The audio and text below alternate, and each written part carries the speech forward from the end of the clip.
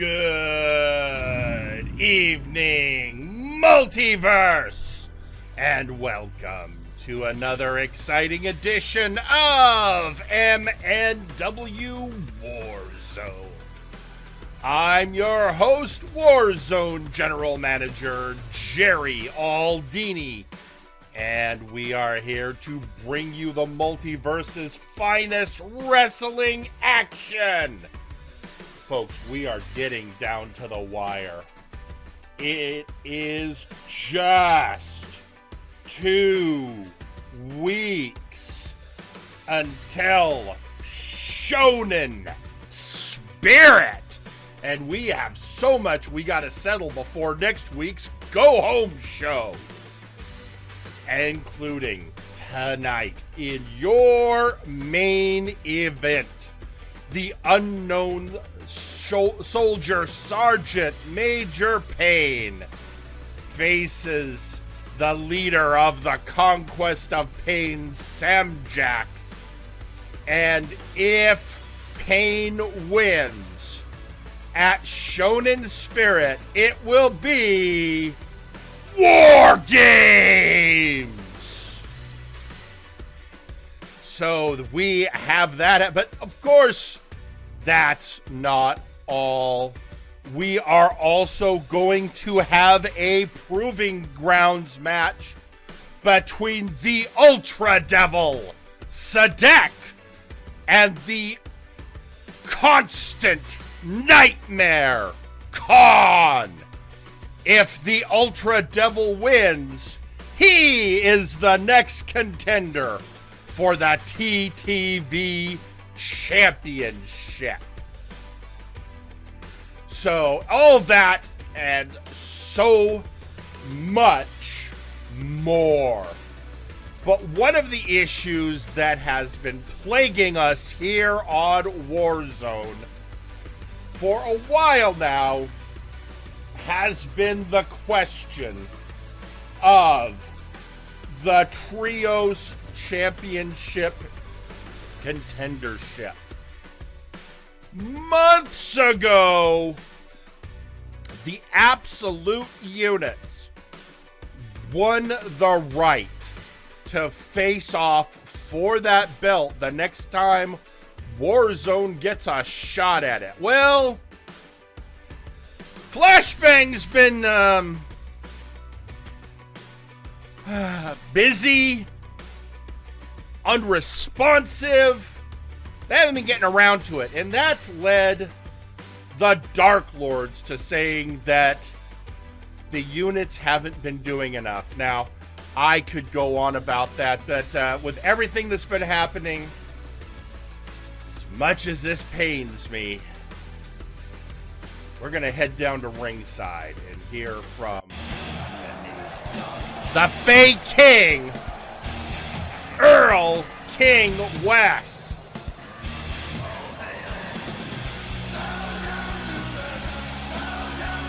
And I can only imagine what the so-called King of Kings is going to say.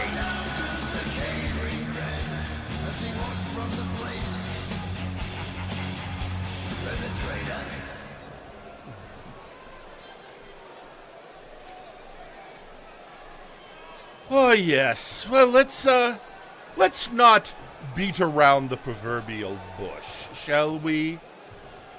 My Dark Lords have been doing, well, dominant work of late over the Absolute Units.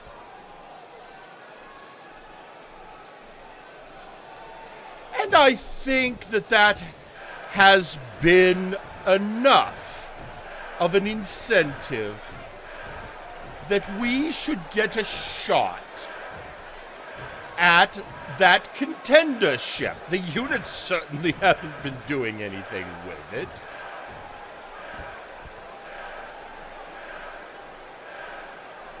So what do you say, units? Let's do this. Or Jerry, just bypass them. You know you can. You're the general manager. You have the authority. Or do I have to go to the brass themselves. Let's settle this matter once and for all. Because if we don't, well, if we don't, it's just going to be more of the same. The Dark Lords going after the units losing matches, and Warzone will just look weak by the time we get around to getting that shot with my old friends at Flashbang. So let's do the right thing. Let's have this match at Shonen Spirit on February 19th. Get it out of the way, and then I'm sure I can unlock the Forbidden Hallway and get us over on Flashbang for a match against, what, Vaporwave? Let's get this done.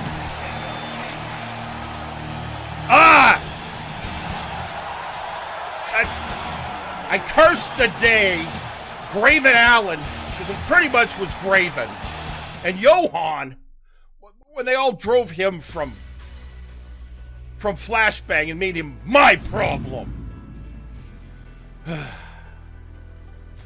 Anyway, wait, I'm getting a text. This is, that's weird. I got 3 texts all at the same time from Absolute Washington, Forrest Wade, and TJ Gable.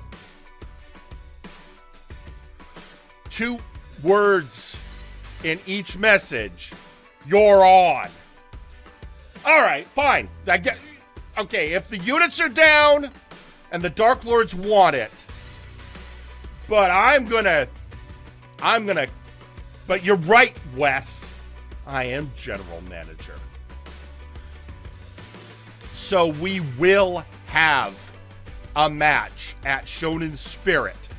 The Absolute Units versus the Dark Lords in a tornado tag match.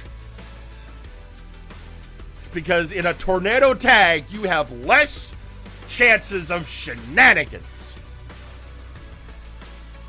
So put that in your horned helmet and smoke it.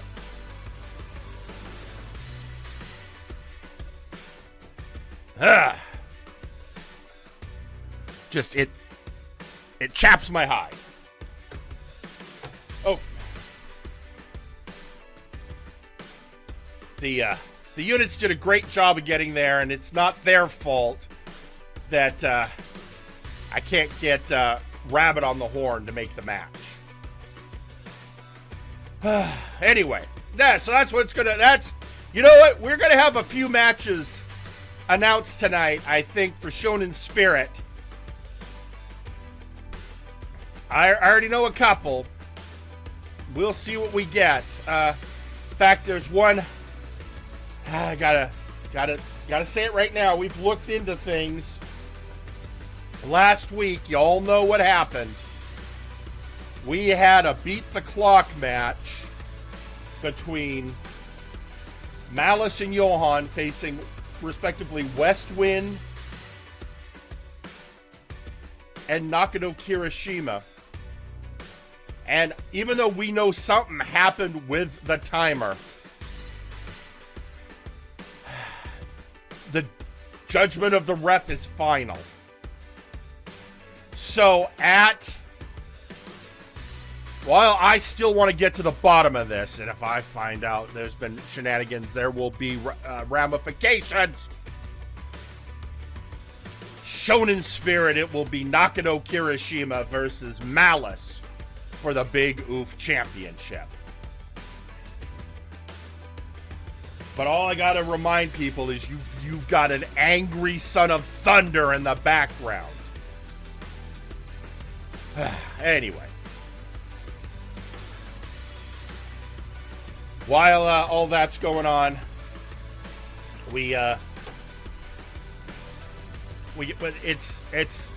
there's some other things we've got going on. There have been issues back and forth. You've got you've got the contendership for the Nexus Titan Championship.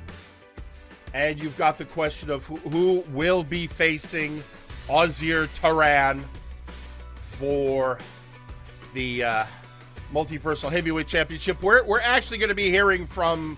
Ausir has asked for some ring time. We'll be hearing from him a little later in the show. He says he's got an equitable solution. Which I'm like, do I trust him? But either way, we need to get ready to deal with this. But the first question, our first match is going to involve one of those contenderships. And that, of course, being questions surrounding the Nexus Titan Championship held by Dr. Grimm of the Murder Cave. Oh, and if you haven't been paying attention, we also have the fact that a certain Allfather has the wish. It's all chaos, but you know what? We're not going to solve it here just talking about it. Let's head to ringside.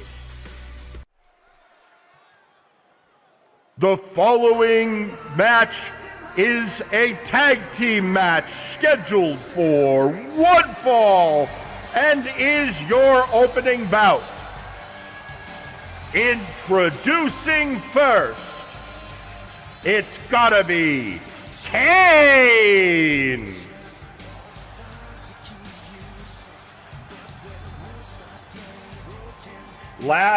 Recently, Kane has come out and warned Dr. Grimm that he's got his eye on him.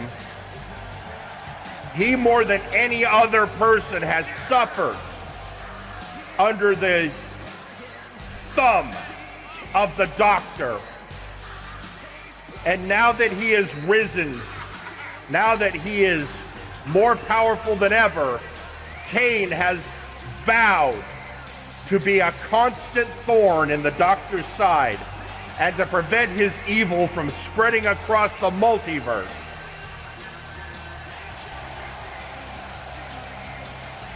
Which leads us to this match.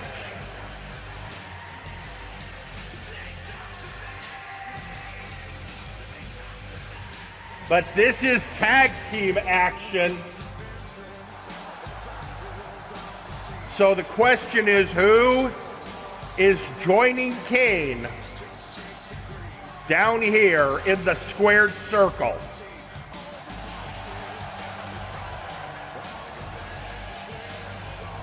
That question is going to be answered here in just a second.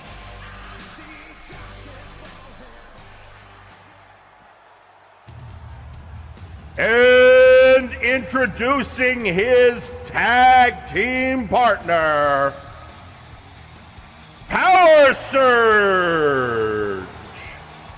Together they are just nice guys. There you have it, folks. Power Surge, one of Cade's partners in the confederation known as Just Nice Guys. A group that has banded together to prevent bullies and ne'er-do-wells from getting too strong a foothold in Warzone.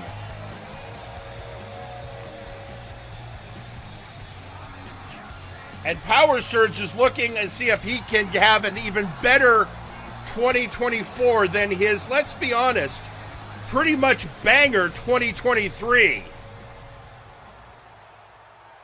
And introducing their opponents, coming to the ring first, he is the Allfather and the holder of the wish, Arkolf. That's right, folks. Arkolf has the wish. any match at any time against any opponent with any stipulation. And he has promised he is going to use that wish and the power it gives him to sow chaos in the multiverse. And introducing his tag team partner, from the lab of Chaz Lee, the Grimbot. They are the Murder Cave. And there you have it again. Dr. Grimm not even coming down himself. They're sending out the Grimbot.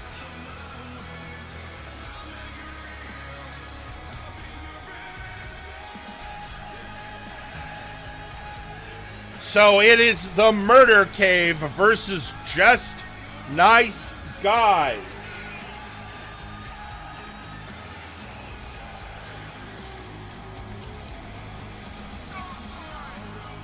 The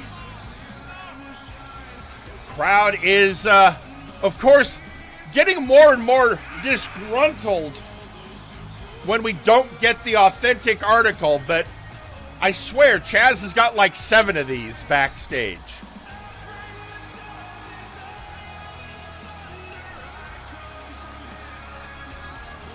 He says redundancy is always a useful trait.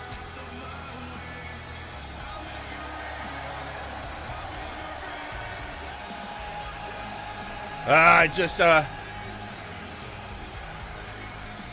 hope he had his oil changed recently.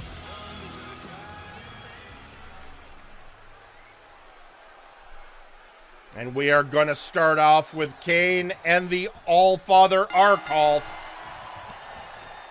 And here they go.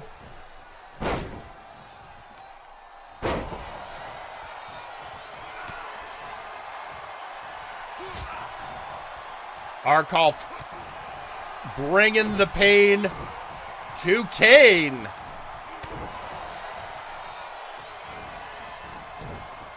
Oh, down he goes. Oh, but a jawbreaker from Kane.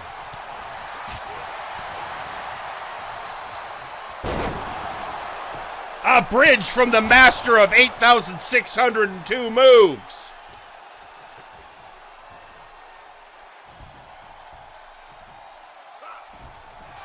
Going for a stomp, and oh! I was going to say Arkolf gets out of the way, but no, he gets a Luthez press. Oh, they are going back and forth. The Grimbot coming after Kane. Kane gets a hot tag to Power Surge.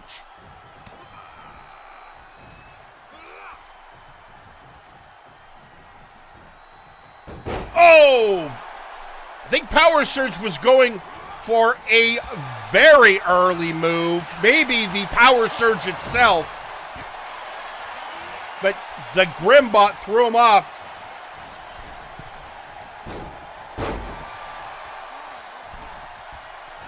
Oh, and Power Surge is going to fly. Oh, lightning strike. Power Surge is on fire tonight, folks.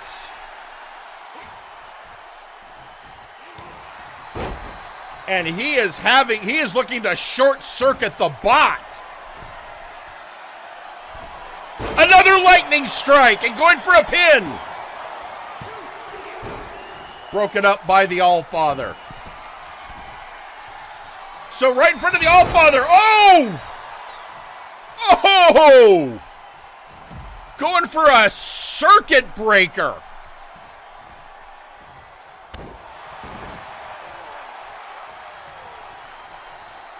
Power Surge is just on fire tonight. And now bringing it back to Kane.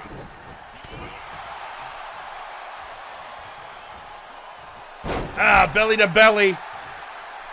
Kane, of course, wants to get his hands on the authentic article, Dr. Grimm.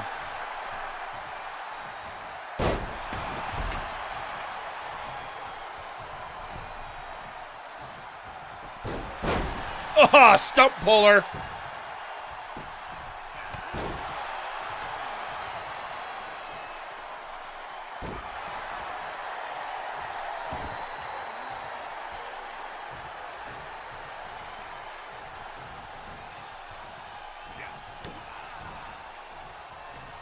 And up, lifting up the Allfather, and oh, bringing him down.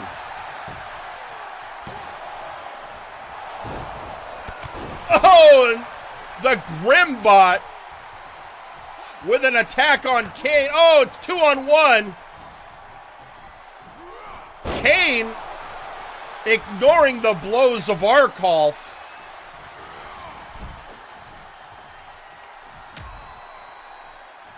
Oh, what's this? What's Kane planning? Oh, this doesn't look good for Arkolf. Oh! Dropping him on the hardest part of the ring. Just Nice Guys taking it to the murder cave.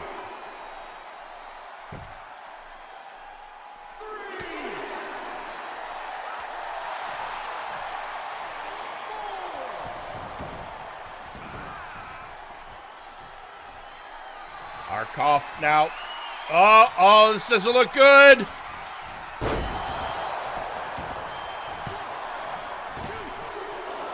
Kick out at 2 by Kane.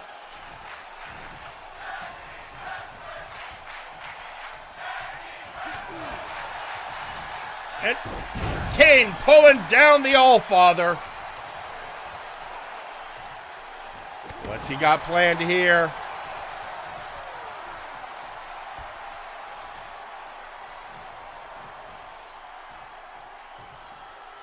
Oh, right in the glutes.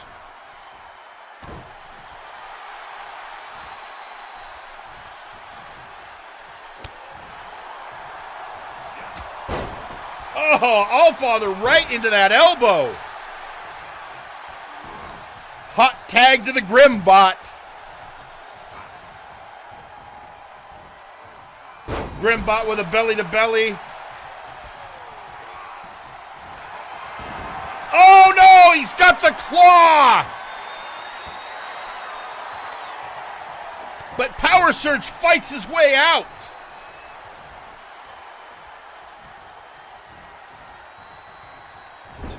Throwing the bot into the corner. Up and over!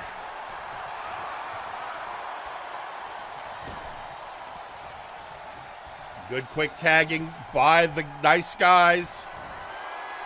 Up. Looks like the bot's in trouble. Kano! Kano out of nowhere!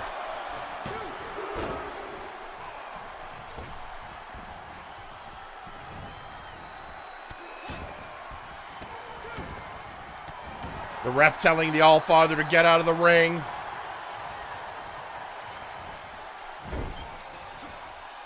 Oh, uh-oh. Looks like the bot's in trouble. Oh, lawn dart. People are weapons. The Allfather back in the ring. Oh, getting a kick in the face. Oh, caught the leg.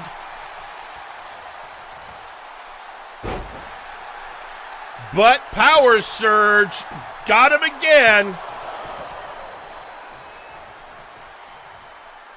Power Surge will not be denied.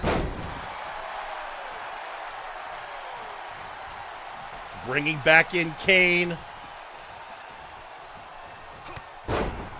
And a Luthez press by the Allfather. I think Kane is now busted open under that mask.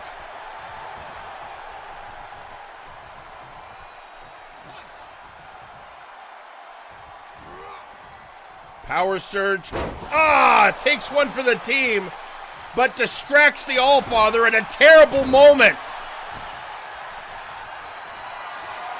Oh no, here it comes! The 309 connects!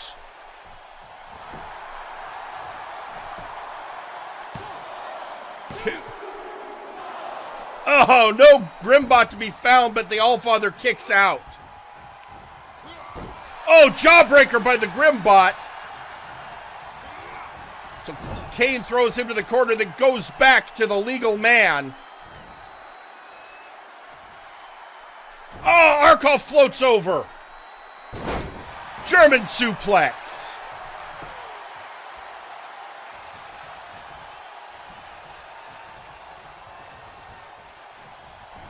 Oh, looks like, this doesn't look good for, sit down power bomb.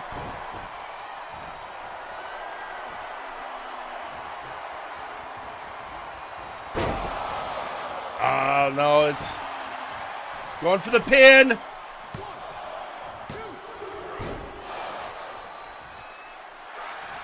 Grim cutting off power surge, but Kane still kicks out. Another power bomb.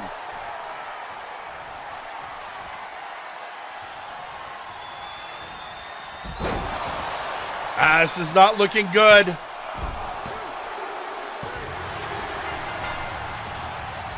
And your winners, the Murder Cave.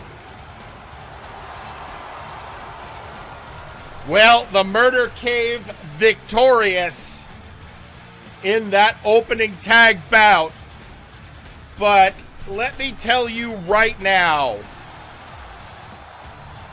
they may have won the battle, but the war isn't over yet. And I can say that because I am now announcing right here that in 2 weeks at Shonen Spirit,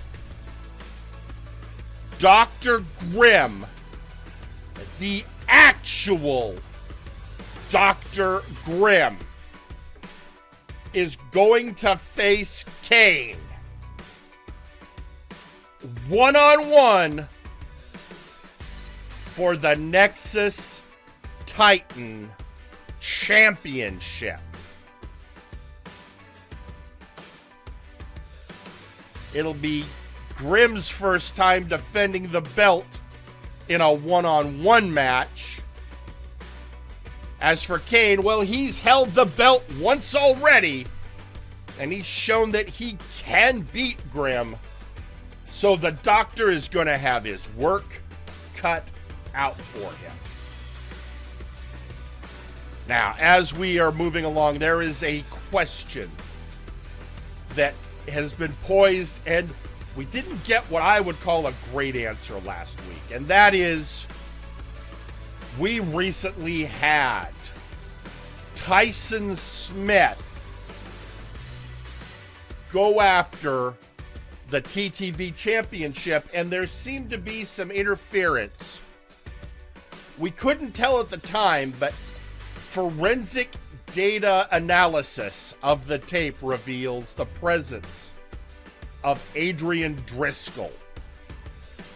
And last week, after the main event, Smith called out Driscoll. Driscoll did not come to ringside, but what we did get was a hauntingly familiar entrance theme, the theme of Hat Smoke, which is of course impossible because Hat Smoke was Tyson Smith under the control of the parasitic entity known as the Hat. Nonetheless, questions abound, and we've been sent audio straight from Adrian Driscoll to shed some light on some of what's going on. So let's go hear what our mysterious Mr. Driscoll has to say. Why?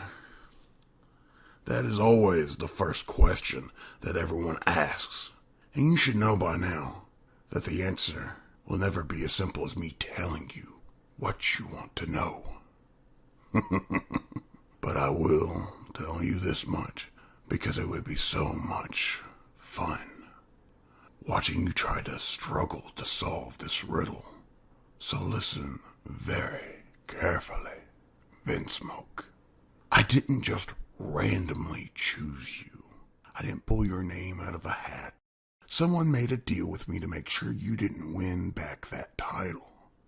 Maybe a champion unsure if he could beat you. Maybe it was one of those nice guys that plotted against you.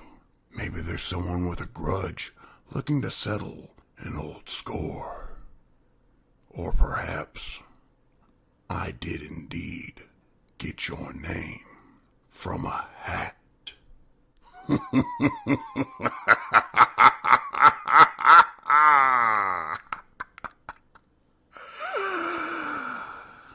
I'll leave you to figure that one out on your own, Vinsmoke. But let me be very clear. Things will get far, far worse than this. Not just for you, but for everyone. Even the fans in the audience and the announcers behind the desk. Because if someone looks to make a deal at their expense with old Adrian Driscoll, then I can guarantee you, no one is safe. Yeah, I don't like that at all. Okay, so first off the question, who made the deal?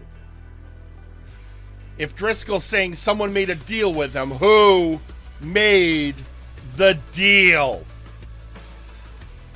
Also, what does he mean the audience and the announcers aren't going to be safe? I take strong objection with that. Well, anyway. Well, folks, I made you a promise earlier. We need to figure out who is going to face the VI Pharaoh at Shonen Spirit. So let's head to ringside because the champ has told me he has some ideas.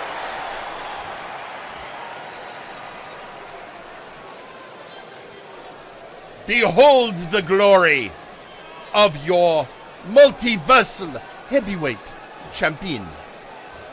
And listen carefully as I dictate what will come next. And I address this meeting to one Jerry Aldini.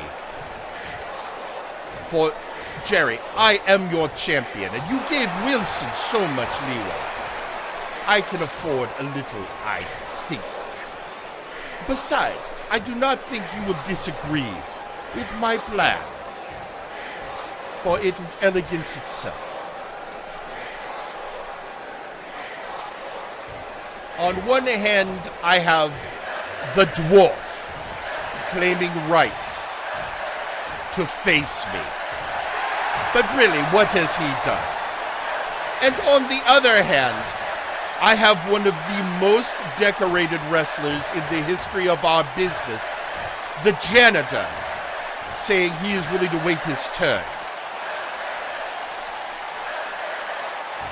And I say, why wait? Now, I'm not saying just give it to the janitor.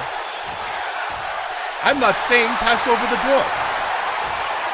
I am saying very simply, so that all of you peons can understand me, let them fight.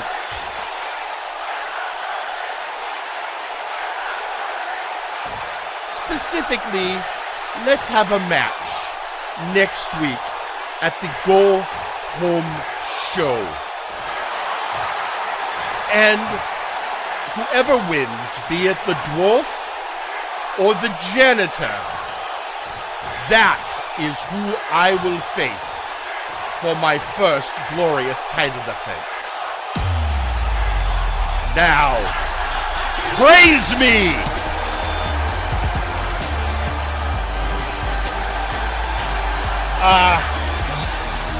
You know what I hate more than anything right now?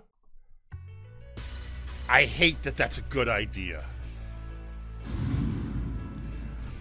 I hate that that is in fact an elegant solution. But he is right, and he is champion, and he's not ducking anyone. He's just saying, let him fight. Well, you know what? Fine. I can see clear. Let's have that next week at the Go Home show. It will be the Daggerick versus the Janitor. And whoever wins that match will go on to Shonen Spirit to face Ausir Taran. So that we are picking up steam for Shonen Spirit. Oh, all right. You know what? Fine. So while we contemplate that, I think it's time to get ready and head to our next match, which, yeah, let's not even gonna get in a preamble. Let's just head to ringside for our next matchup.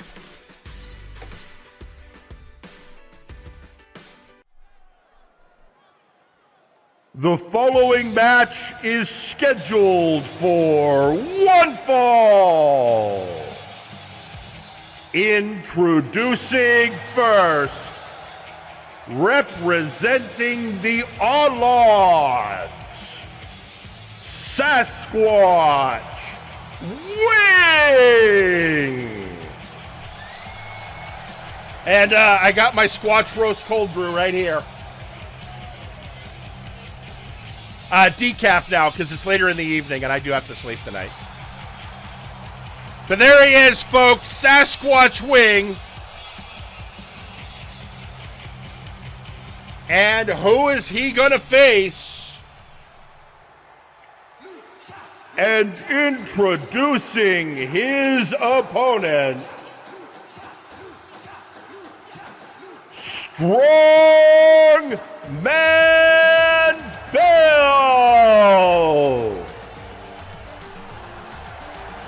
All right, folks. A little bit of a rematch.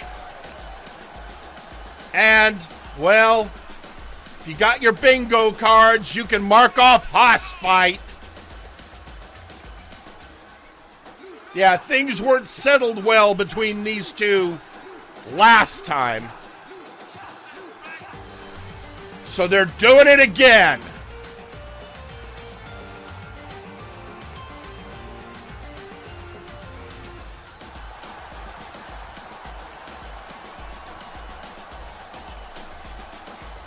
And you know the funny thing is, they both separately asked for this match.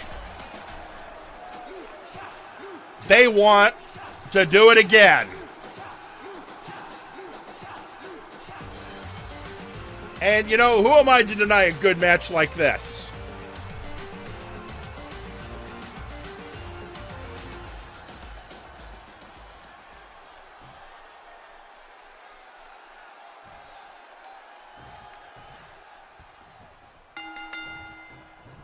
And, oh! Immediately, Strongman Bill coming out, well, strong.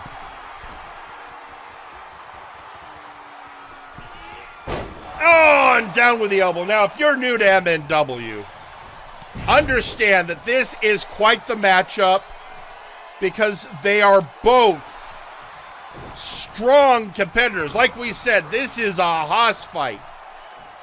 But add on to that, they are both high flyers. No strangers to the top rope. Squatch out of the way.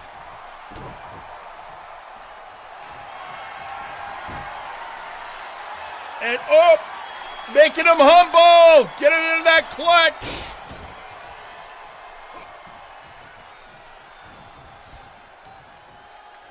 Oh, neck breaker by Bell.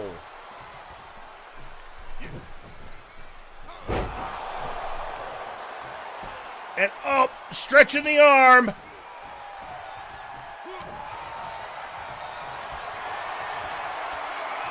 Oh, and going after the trapezius. Squatch cutting him off. And cutting him down.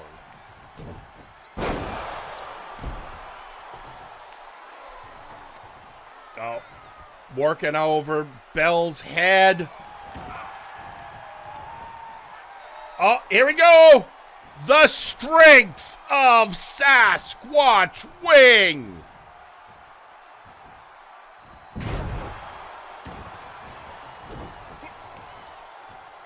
Tale as old as time. Luchador versus Cryptid.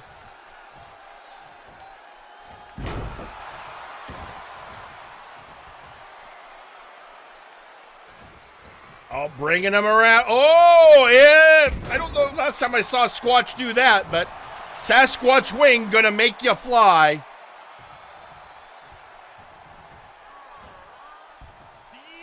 Oh, just tossing him. Stomp and kick.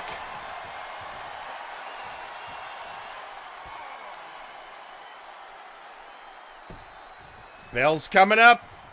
Oh, right in the breadbasket. Ah, DDT from the Squatch. Squatch going up to Brett's rope. Oh, Bell dodges him. And now the power of Strongman Bell on display with the Oni combo. Wait, what the hell's going on? What the hell? What the hell? There was some distraction there. Oh! Something distract. Oh, God, was it? Did we see Necrom again? Necrom has been haunting the Strongman.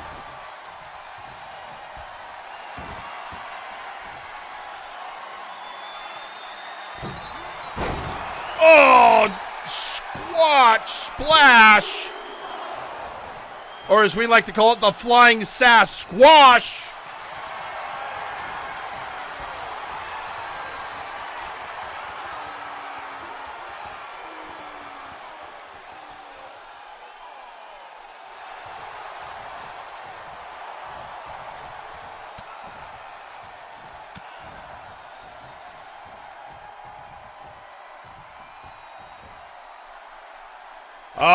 Going for I think the belly, and Squatch just headbutts his way out of it.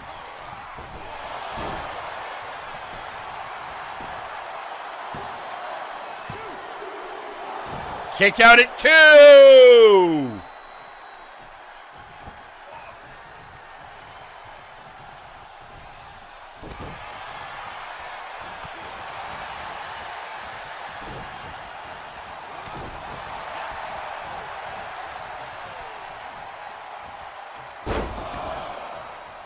Oh, here we go!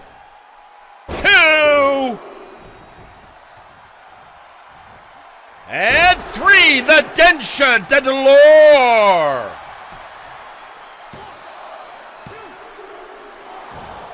And a kick out at 2 by Sasquatch Wing. And Bell going up top! Oh, La Strala!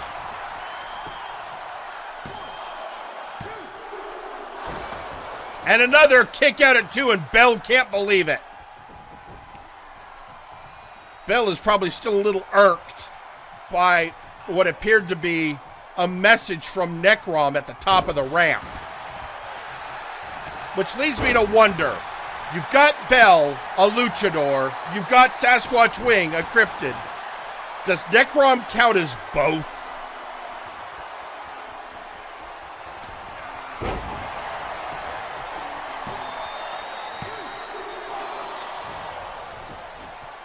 And a kick out at 2 by Bell. Squatch no more happy about it than Bell was. Ooh, headbutt by the Beast.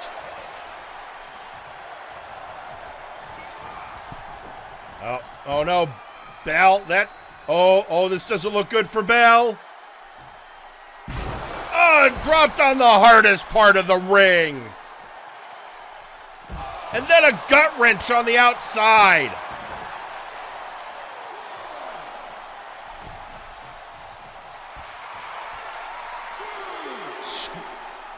Watch is staring him down. All right, and then coming back to the ring. Bell thought he was easy pickings on the re-entry, but he was wrong.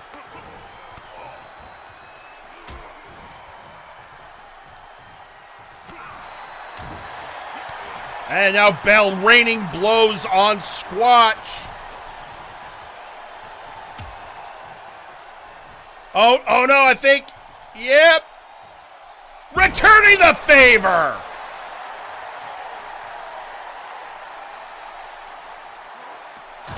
Oh, not the steel steps.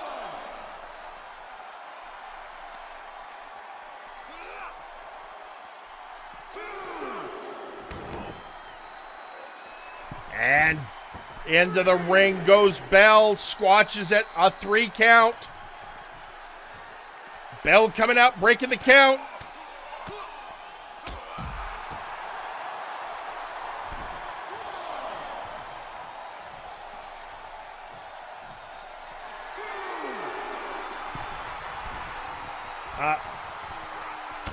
Bell just determined to do that double axe. Uh-oh. He's setting up.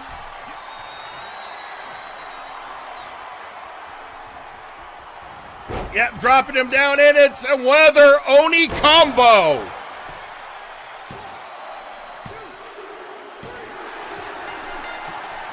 And your winner, Strongman Bell. Well, there you've got it. Strongman wins despite whatever the hell happened at the top of the ramp.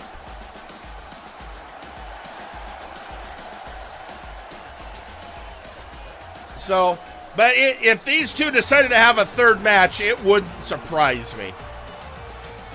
We'll have to see what the future holds. I'm sure, though, Strongman's entire attention is focused on his tormentor, Necrom.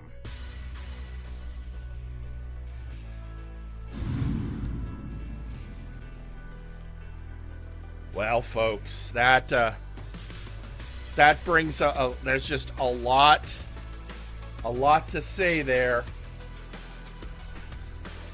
But right now, well, somebody else asked for a little ring time. And considering what's going on in recent events, I did opt to give it to him. But before we get to that, we did just get a social media post as soon as Sasquatch Wing got backstage. He said something about that music angers the soul. Things got hazy in that match. So even Squatch was feeling it. Probably a little easier. He was down on the mat at the time. Something's going on. But then again, it's Multiverse Nexus Wrestling. Something's always going on. Anyway, somebody has a few things to say. And so we're going to let him come out. And we're going to let him say a few things. And who is that someone? Well, anyway, here's Wonderball.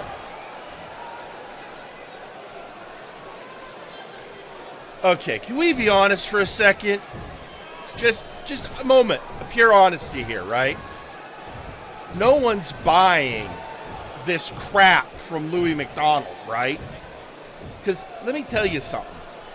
Before I got screwed over by High Voltage,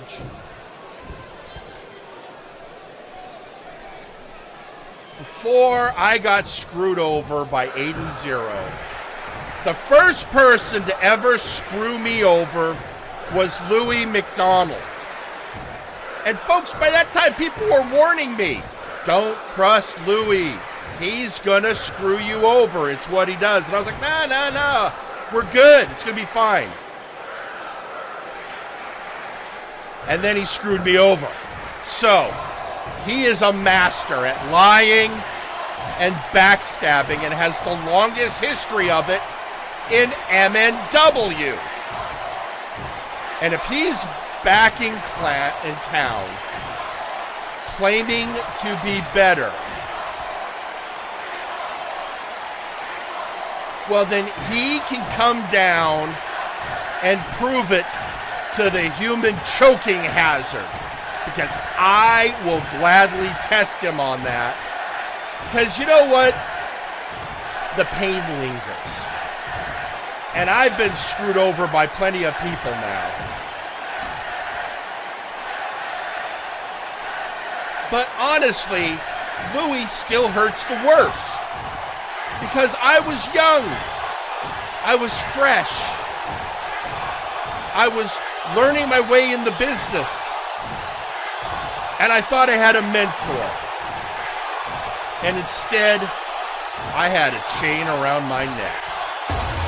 So, Louis, show me what you got.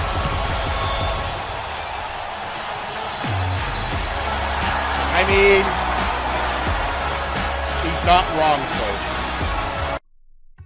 folks. He's not, I mean, we've known for years, Louis McDonald, he's got a PhD in backstabbing, but he did come back and put down the person who stabbed him in the back, Ignacio Cervantes. And he claims he gets it now. And he doesn't claim to be perfect, but he says he is trying to turn over a new leaf. Now, how that's going to play out is a great question. But speaking of Wonderball, and everything Wonderball said, I mean, what's good for the goose is good for the gander. Somebody has a few words to say about Wonderball, and that somebody is Juan Chance. 2 weeks ago, Wonderball beat me. Me! Fairly! You cheated, not by a low blow or brass knuckles, but by paying off the ref. We all saw it. When you rolled out of the ring, you slipped something in the ref's hand, didn't you? When you cheat, you're not just cheating people out of the match, you're cheating yourself! So sure, once is an accident, twice is a coincidence. 3 times, though, this is no longer a funny little mishap. It's a pattern, it's a habit, it's a bad thing happening. It's been forming by the refs of the Warzone. This mismanagement from the top shelf brass for not replacing them at the repeat of mistakes and blatant bribery is unacceptable. So, to hell with the refs, to hell with the brass, it's time for change. Change that we can make better. I mean, that is certainly an interesting take from Juan Chance. I mean, it's kind of bold words, making a claim of that level against the MNW officials. I mean, I know there have been complaints for a while now. A lot of them centering on how good our reffing staff is at catching things like rope breaks and the like. But that's a pretty strong accusation by Juan. But you know, we're looking at the refs. We're looking at, obviously, we've had some interesting issues of late. So, you know, we'll have to see. But while that is going on, there's so many other things. You know, we're still looking into the Unkley situation, and we are still looking at so many things going on. And this next match,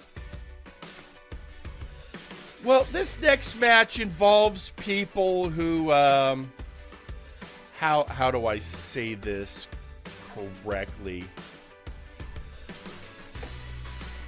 A couple of wrestlers who of late have been Sir Uncle Dunk adjacent. And for more on that point, let's head to ringside.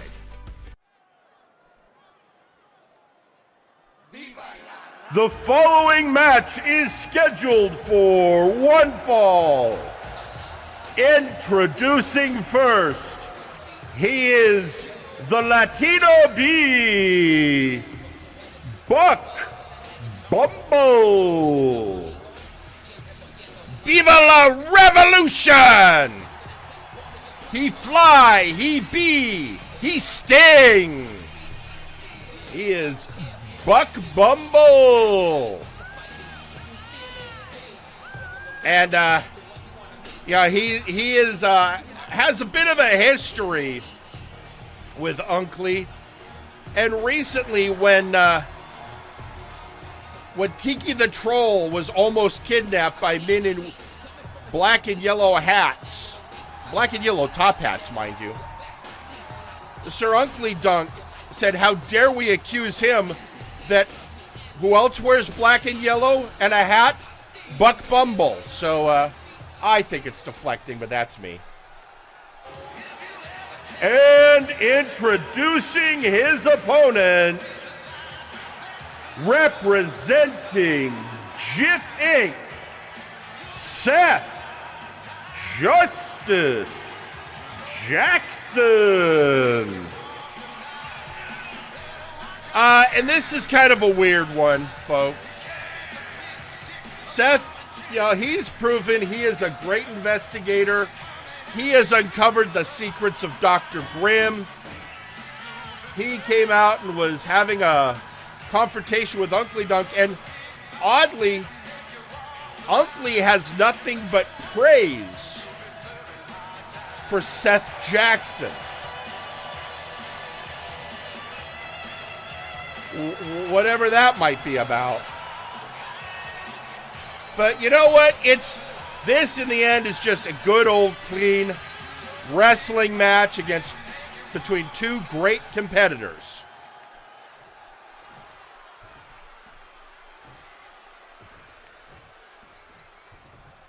And they're off.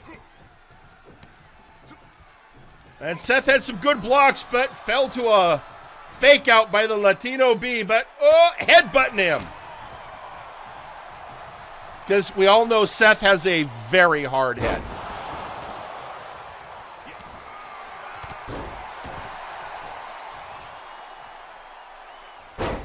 Bringing the knee down.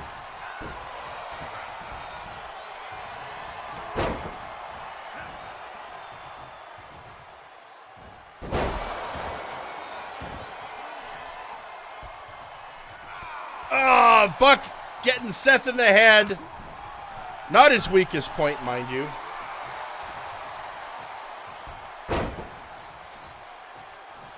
And, pulling the neck.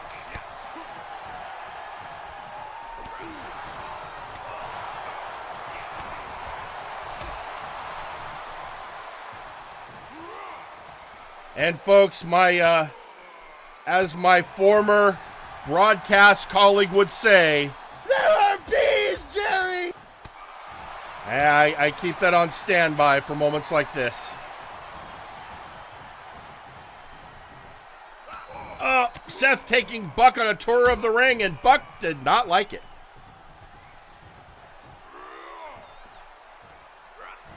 Buck chucking Seth out of the ring.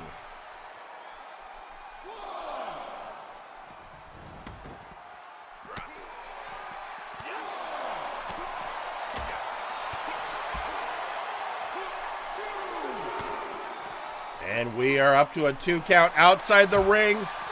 But you know how these outside the ring moments can go, folks. Buck looking like he's in a bit of a problem right now. But, getting back up. The resiliency of the Latino bee.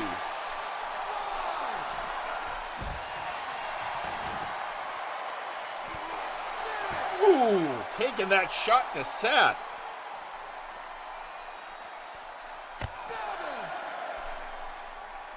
And a head scissors takedown.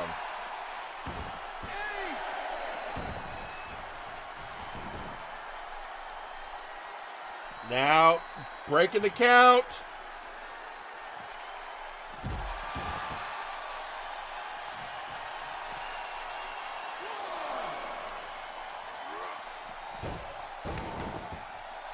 These two are just going at it.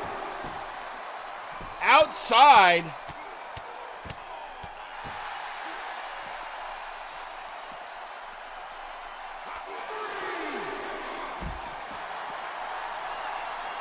It is getting brutal, folks. Seth being thrown at those steps and stopping. That is a very good agility on Seth's part, I'm going to be honest.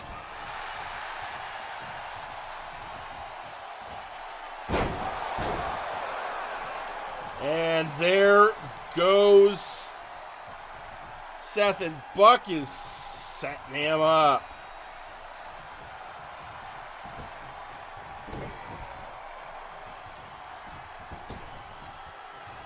Oh, the Stinger Shaker!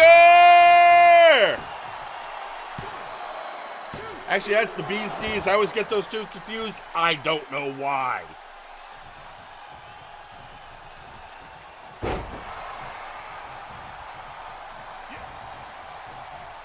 Seth. Getting the B over.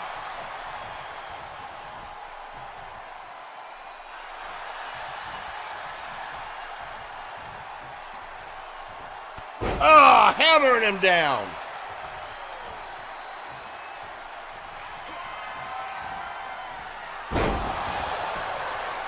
Going for the pin. 1, 2. Kick out at 2. But what a close call that was.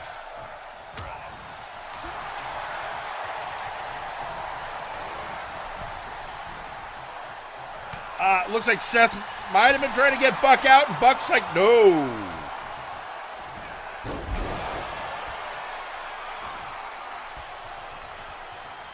Still, Buck looks like he could be in some trouble here.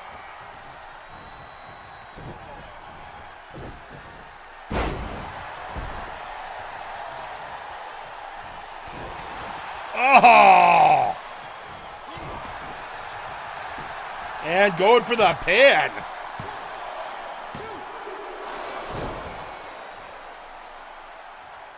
Yeah, I think Seth's a little bit more vicious than normal.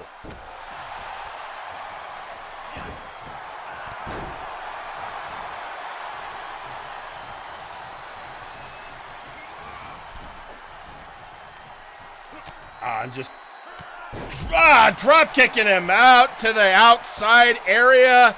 Folks, those mats are not forgiving.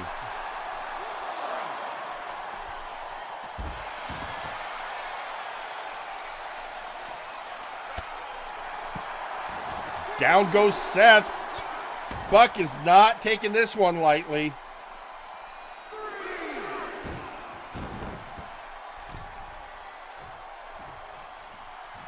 Buck back in the ring.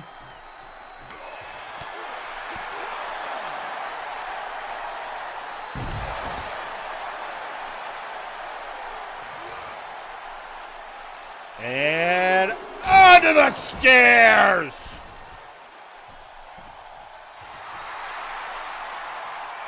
And I guess you could say Seth is feeling it.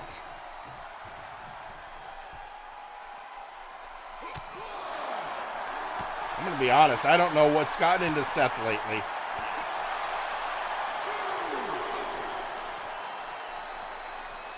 Buck with, scooping a hit.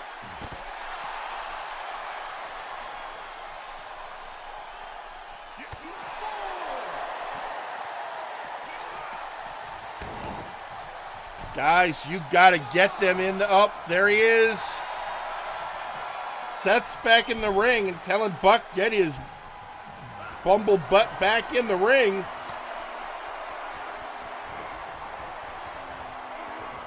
And Buck obliges.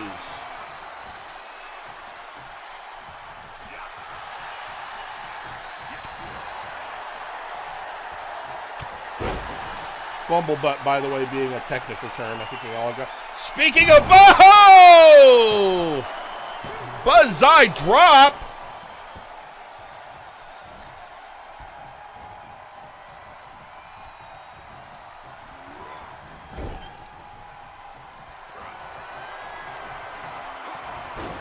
And headbutt by B.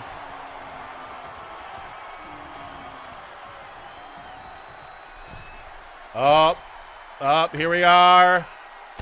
Speaking of the Buzzeye drop.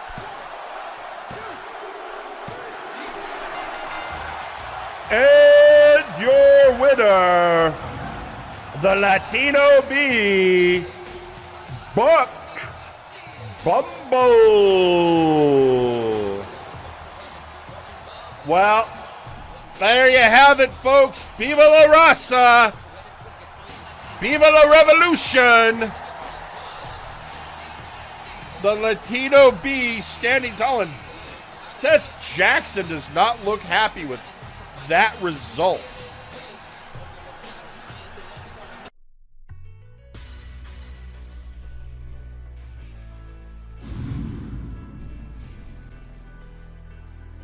That matchup, some great action.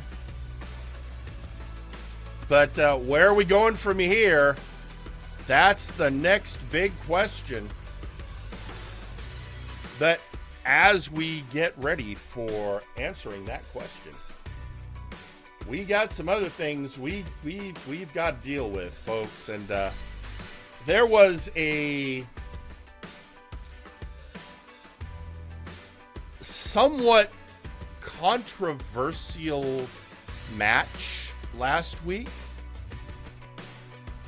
Not necessarily controversial from the participants, although you'd be surprised knowing who they were, but a particularly bad bit of officiating.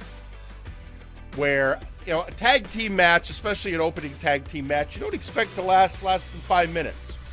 But a rope break was blatantly missed.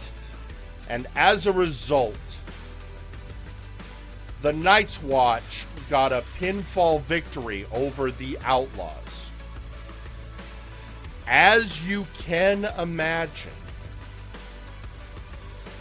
that is not sitting well with the Outlaw camp. And so, coming to ringside to state what he thinks about the matters is Theron Markov. All right, hardcore hound, you some bitch. Yeah, you got lucky, the ref's blind. He missed my hand right there on the rope in front of his dumb ass. And you eked out a completely undeserved victory. But you know what, doggy boy? That's fine. Because you know what? You and me, we've been heading to a real showdown for a while now. And so, let's see which one of us is really hardcore. So, Alistair Evergreen, the hardcore hot dog, versus Theron Markov next week at the Go Home show in a death match.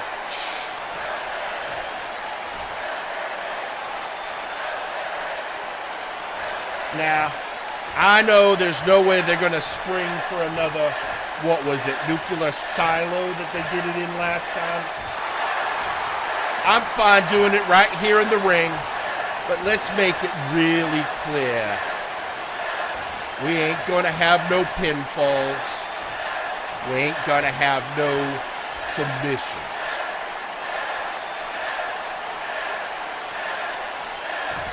Alice, the only way you are getting out this ring is if you knock me cold out. That's right. I'm saying let's have a death match, and the only way to win it is by knockout. And Jerry, don't you even look at me. I'm old.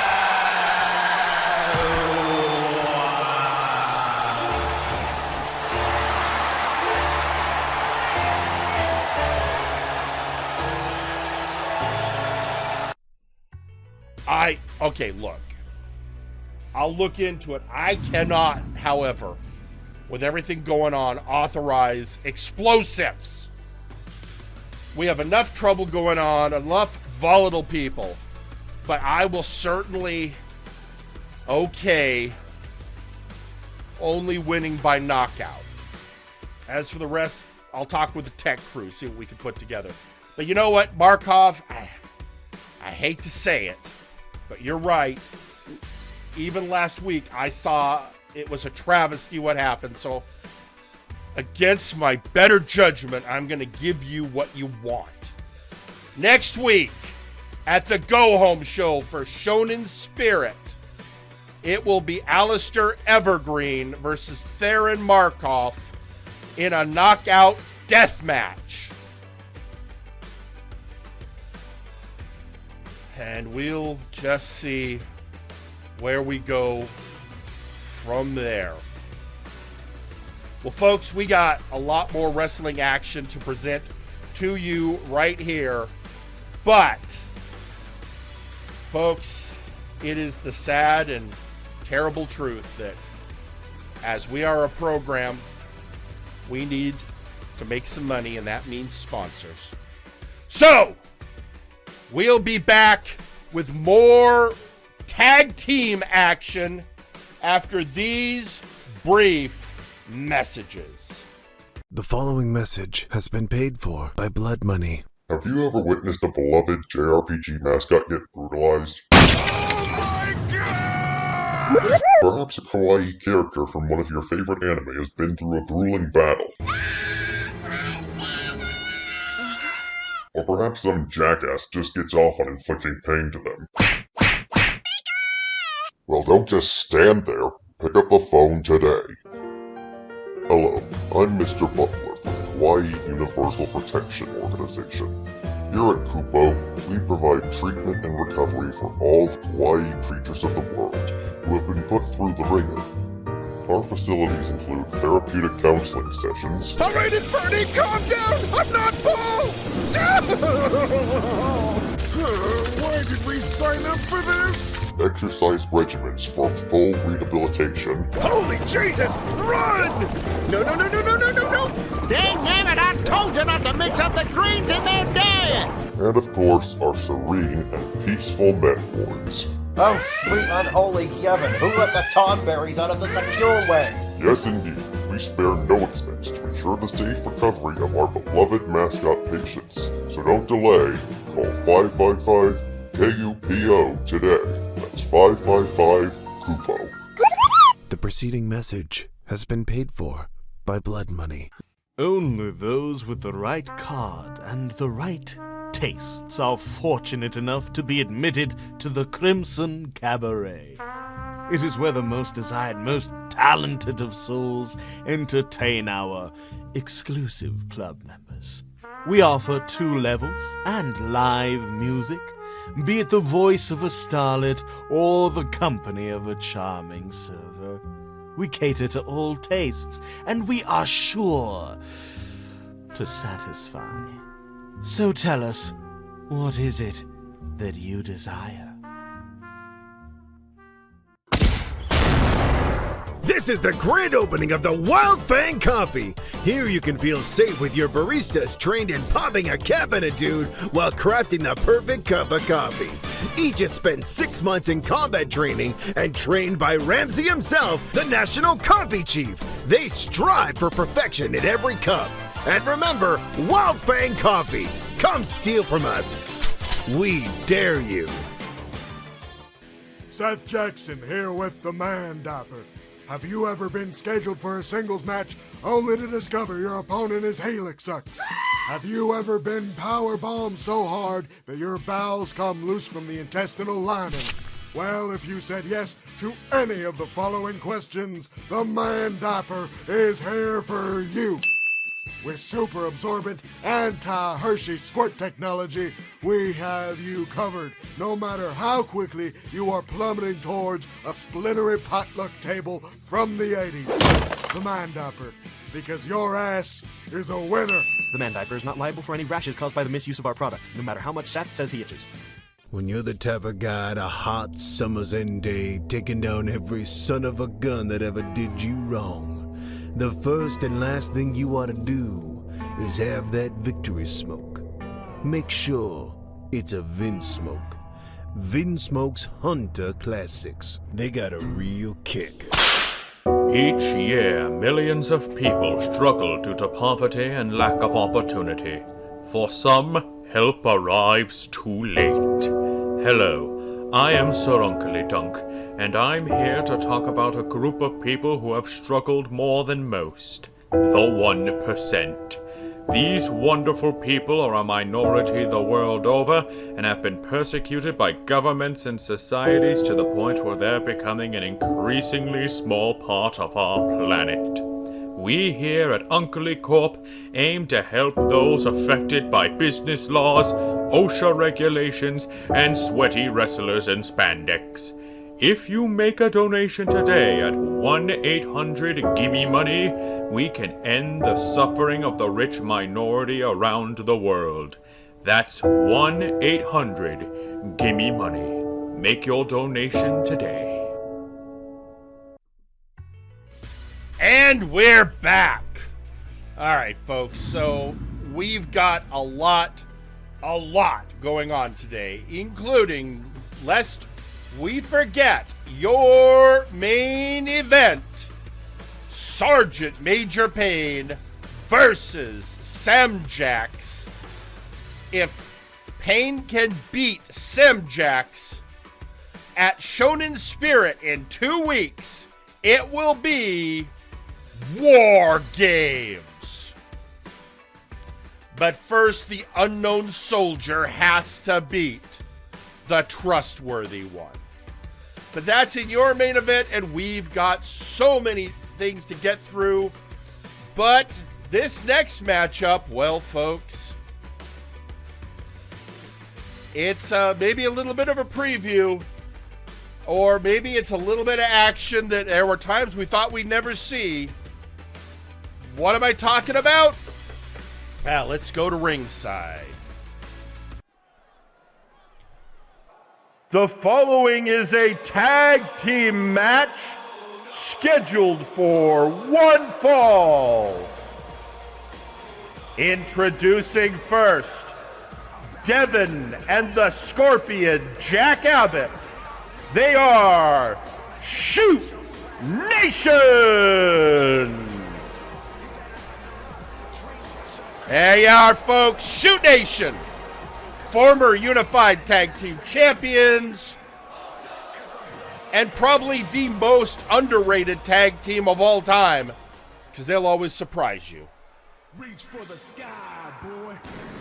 And introducing their opponents, representing the Conquest of Pain, they are Crockvor and registered Anon.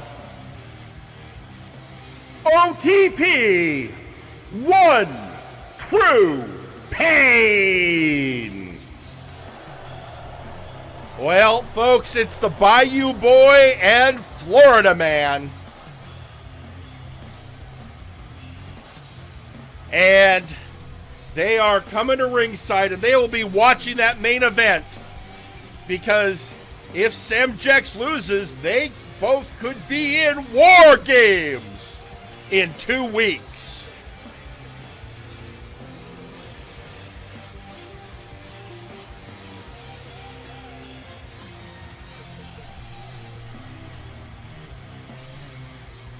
But they've first got to get through this match. And again, no one should ever sleep on Shoot Nation.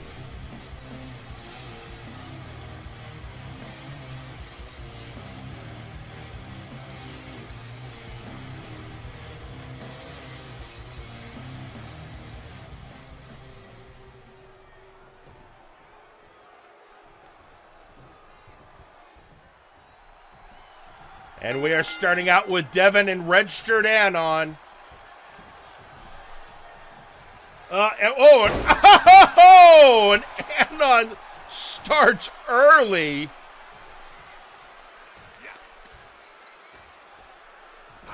Going right after Devin's knees. And Devin, well, there you go. MMA background. He's going to take you to the mat.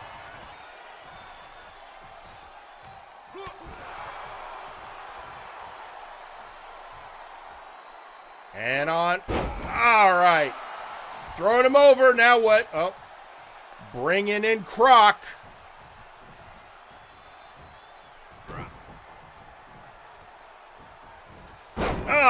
Twisting neck breaker. Actually, that was very close to the swamp dive.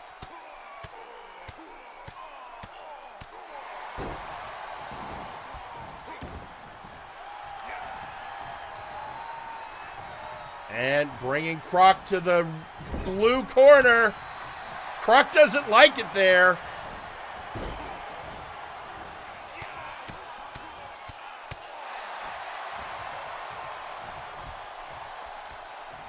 Bringing back Anon.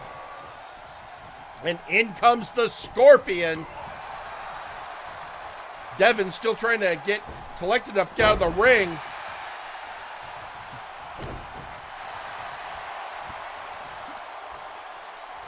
The surprising strength of Anon, considering he's from Florida, I don't ask what makes him so strong. I might not like the answer.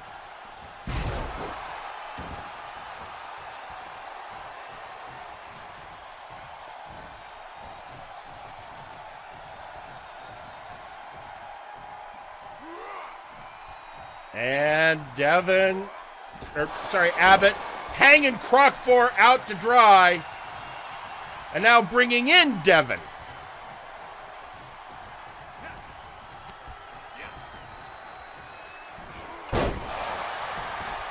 Snap suplex. 1, 2. Kick out at 2.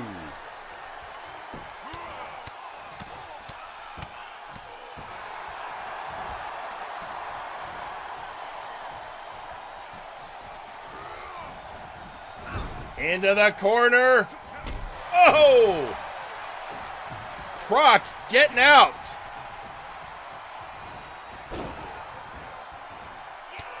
And again, that kind of weird Luthes press. Oh, Devin floats over.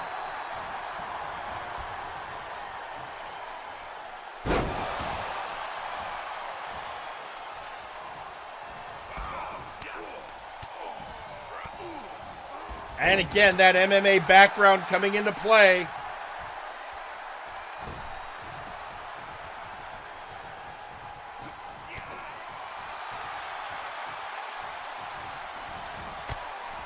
Croc giving some kicks to the Scorpion. And in comes Anon. Oh, just getting a slap from Abbott.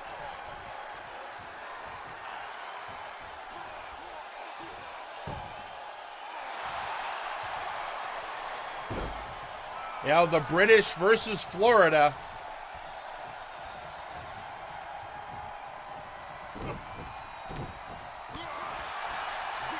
Anon going after Devin and Meth Valley Driver.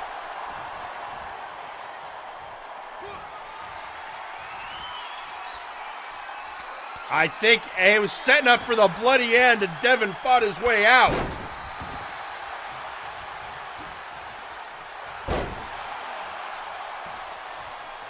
Devin going back, tagging in Jack. Double axe handle. Oh, did he just... Oh! Right in the Everglades.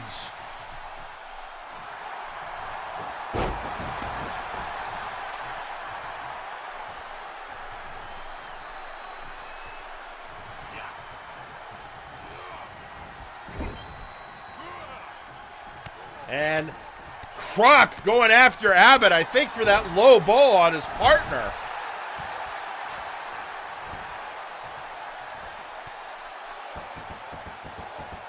Yeah, he's decided to make the Scorpion suffer.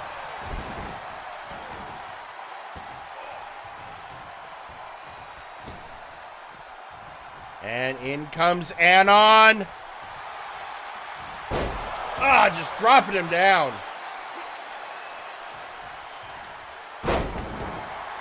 And a sit-down powerbomb.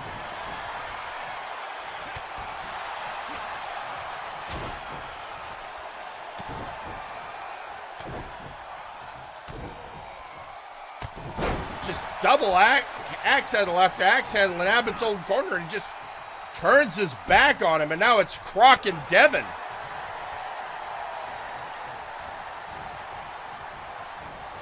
This may not have been the best idea on Anon's part. Oh, flying uppercut.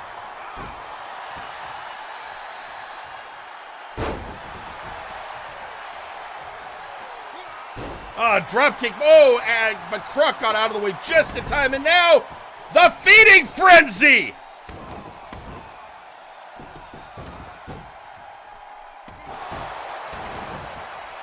And Devin is able to throw Croc off, but Croc's going for a pin. 1, 2. Kick out at 2.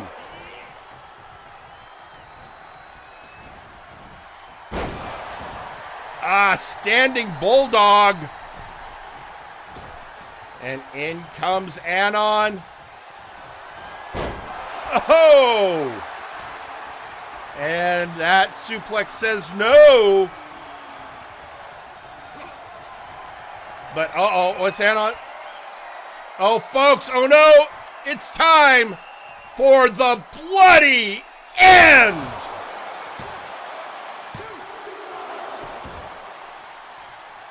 Abbott managing to survive the bloody end.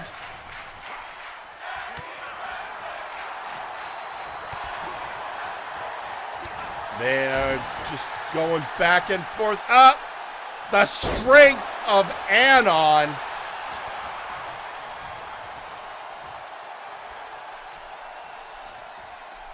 Oh! That was unkind in the extreme.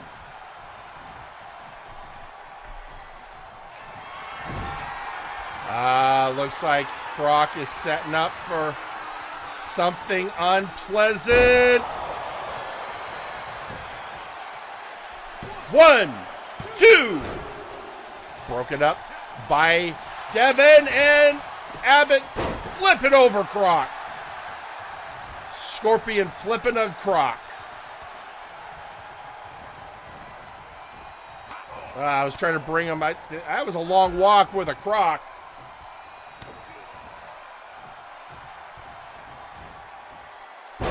Side Russian leg sweep, and just punching him in the sternum.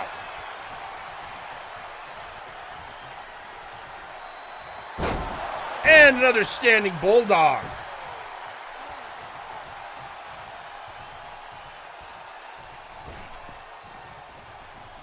And here comes Anon going for a pin on Abbott. 1, 2.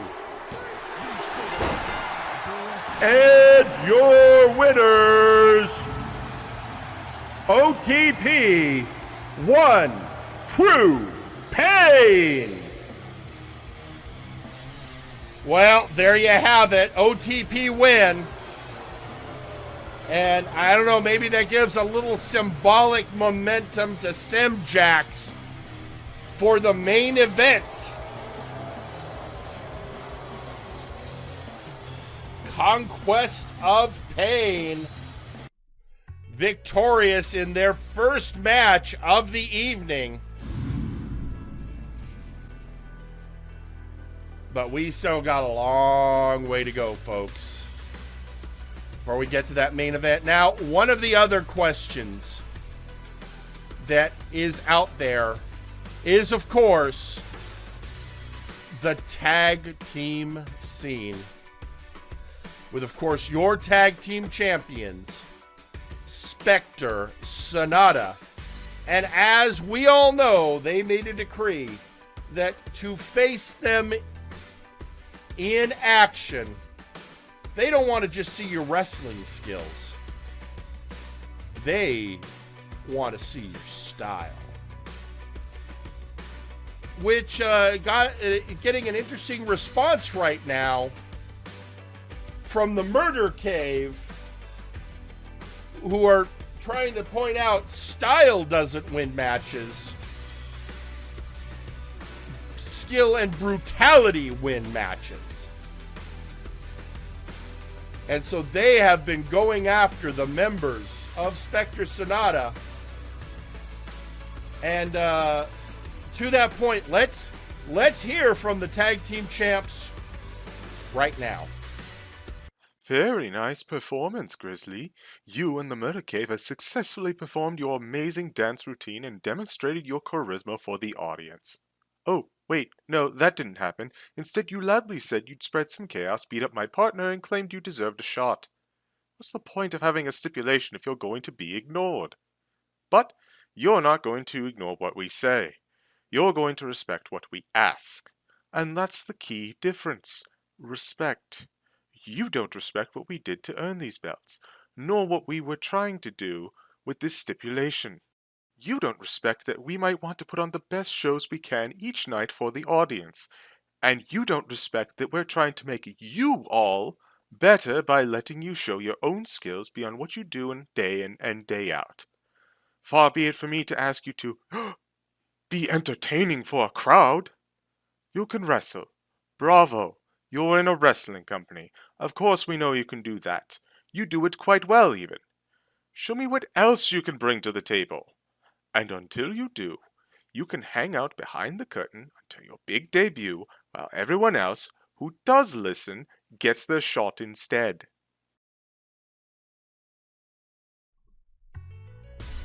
Well, so you heard the statements of the bad CG Ghost. Unfortunately for the Ghost, apparently the Murder Cave has some sway with the brass, which is leading to our next match. I could go on, but folks, let's head to ringside. The following match is scheduled for one fall. Introducing first, representing Spectre Sonata, he is one half of the Warzone Tag Team Champions, the Bad CG Ghost.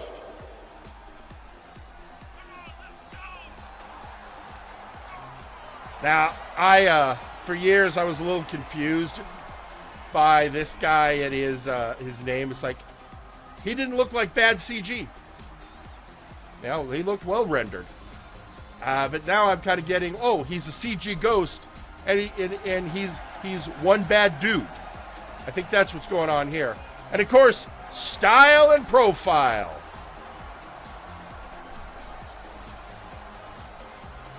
And that stipulation, they want to see their opponent show style. Well,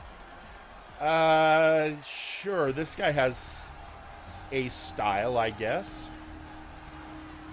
And introducing his opponent, representing the Murder Cave, the engineer, Chaz Lee.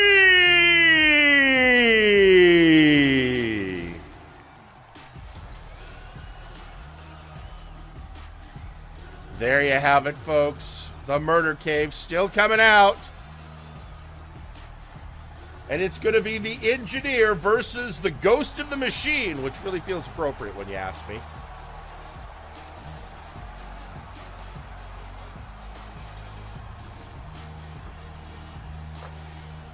I mean, he's got a skill outside of wrestling. He built all the Grim bots.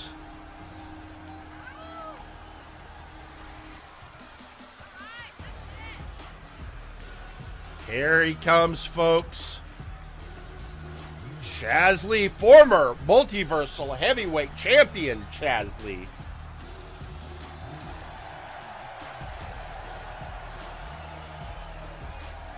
To take on the bad CG Ghost, making an argument that the Murder Cave should get a crack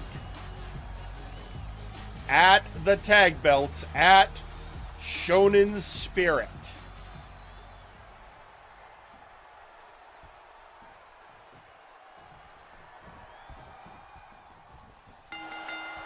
And they're off. And Chaz just hurling the bad CG Ghost.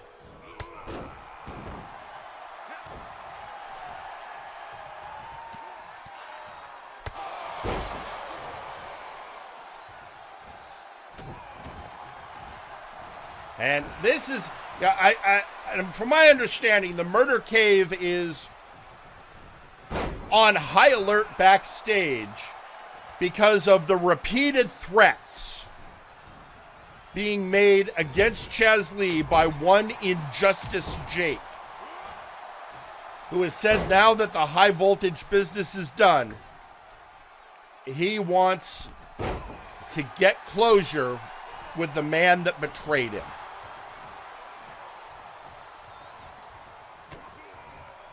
Meanwhile, the bad CG Ghost just going after Chaz.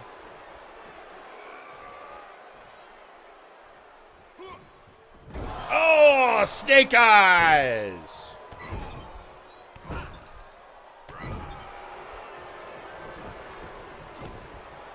And now just raining blows on the Ghost.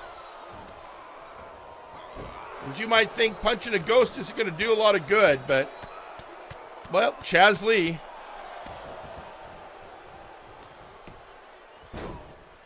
Just slamming his head now.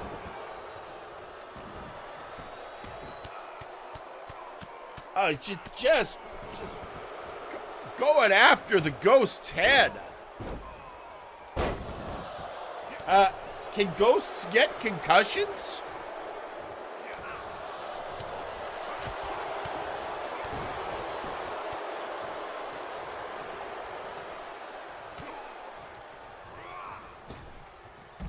And out goes CG and Chaz right after him.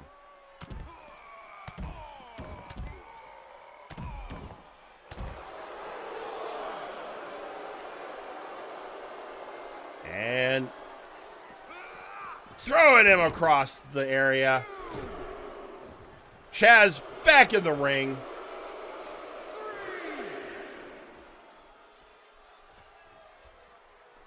And CG finally getting to his feet, coming back in.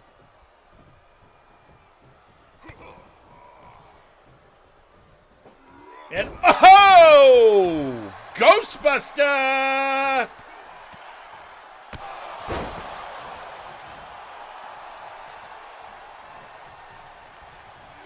And throwing Chaz out of the ring. Well, not quite, I guess. Oh, there he goes. And, tweeting out on social media, Maximilian Thunder Thighs, our former champion, saying, does it seem like the Murder Cave have been more active this season? Like for a team that keeps their hands in multiple places across the multiverse, pieces are beginning to move. The question is, who is their targets? What's the goal? That's a great question, Max.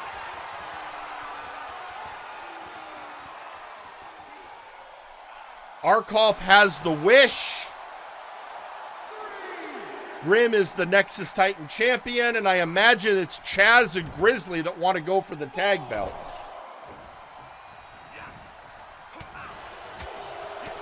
And that doesn't even answer what is the issue with the plot twist after the 7th seal was opened.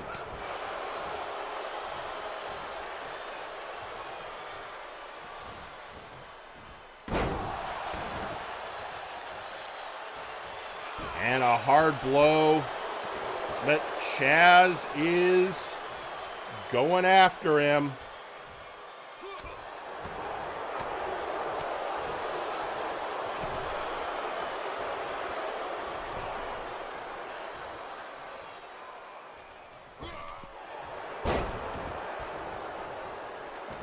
And up again, rain of blows.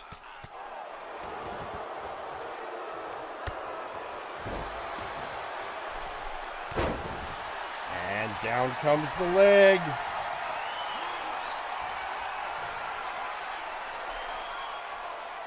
Doing that trapezius nerve hold.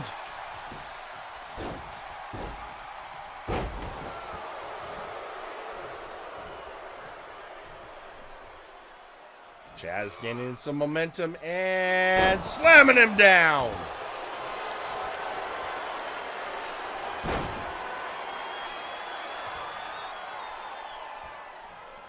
Chaz getting him wrapped up in. Can he get out? Yes.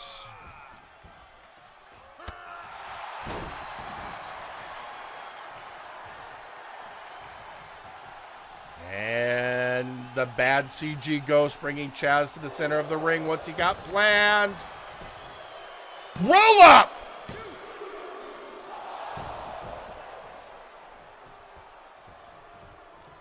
Well, that could have been worse.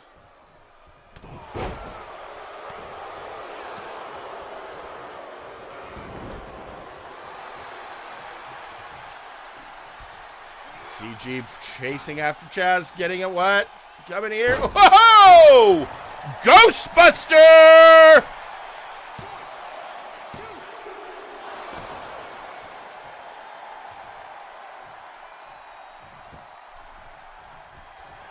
Well, oh, this isn't looking good for Chaz. Oh! Looks like he was setting up for the spirit bomb, and Chaz fought his way out.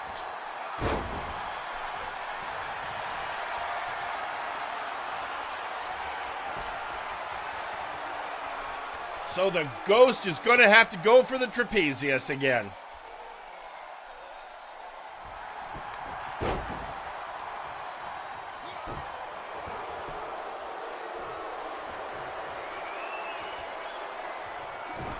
Oh, this doesn't look good. Pile bunker!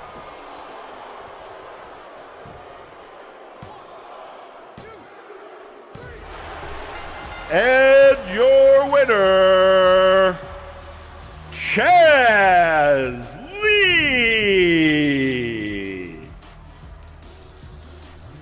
Well, Chaz Lee manages to pull out a victory, but it was a hard-fought one. Spectre Sonata, no pushovers. And the bad CG ghost brought a butt. The engineer did manage to get a victory. And that furthering the argument that the Murder Cave is making that they should get a shot at the belts.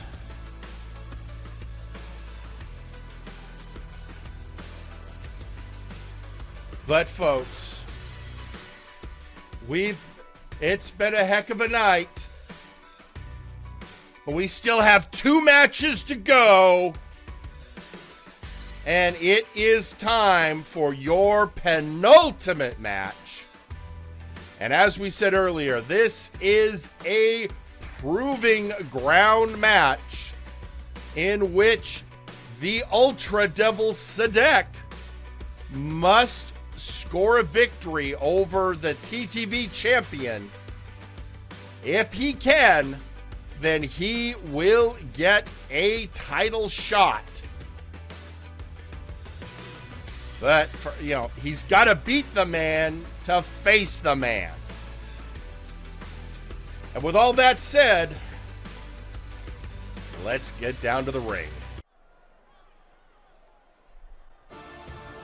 The following match is scheduled for one fall and is a proving ground match. Introducing first, he is the UltraDevil, Seth. One of the tokusatsu heroes of the multiverse, the UltraDevil. Folks, that's a tiefling merged with an ultra alien to be the UltraDevil.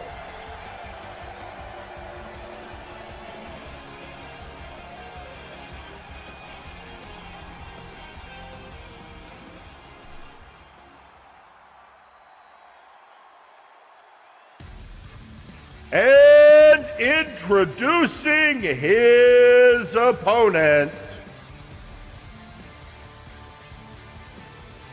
he is the reigning TTV champion, the Constant Nightmare, Khan.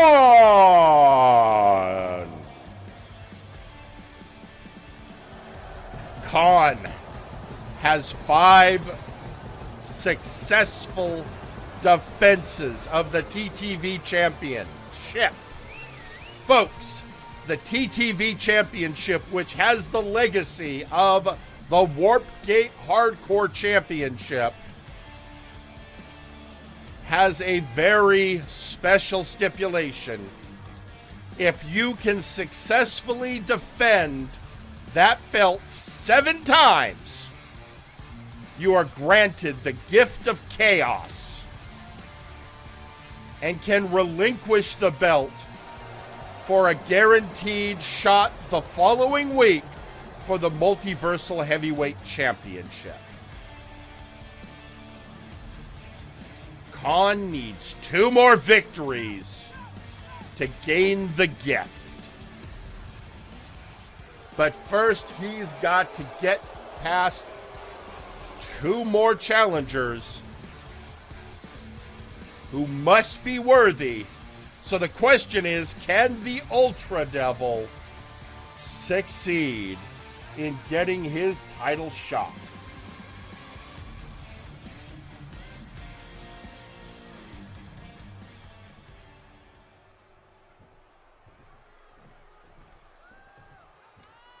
And they are gearing up, and we're off.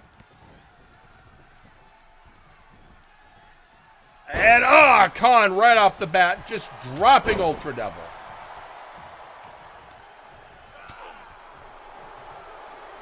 And just a breadbasket hit, and now, oh no. Electric chair suplex.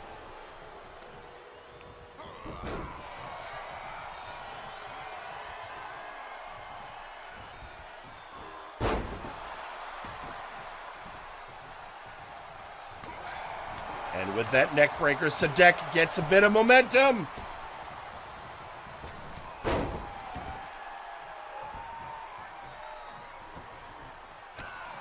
Oh, right in the back.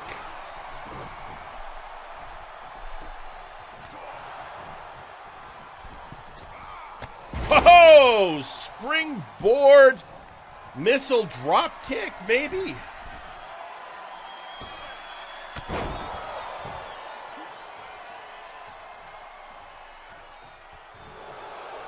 Going up. Seth dodges out of the way. Oh, reverse bulldog.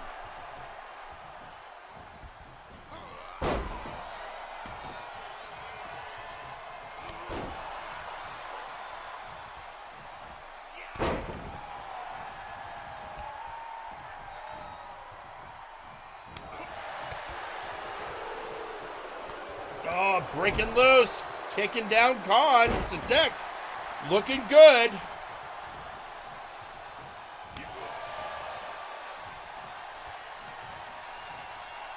Oh, right in the corner. Can he keep this assault up?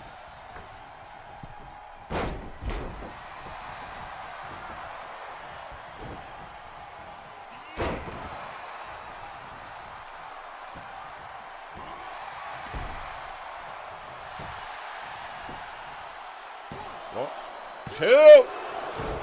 Kick out at 2. Up, UltraDevil going up, and oh! Frog splash denied by the knees. And now the power of Khan.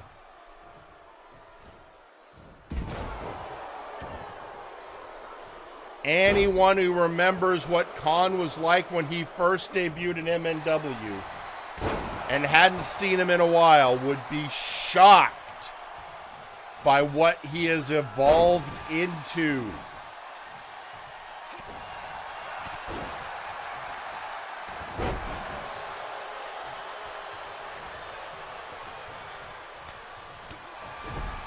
Ah, UltraDevil bringing the Nightmare down.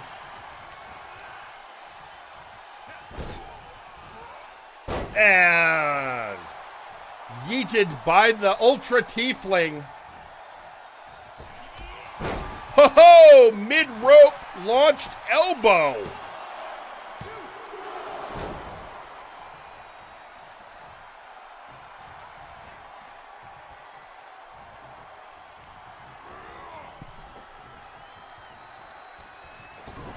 Oh!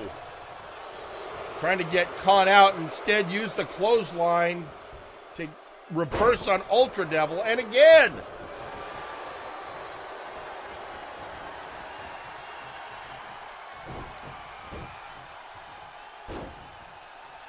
And now bringing Khan down. Khan wants that 6th defense, but he also wants UltraDevil to earn it.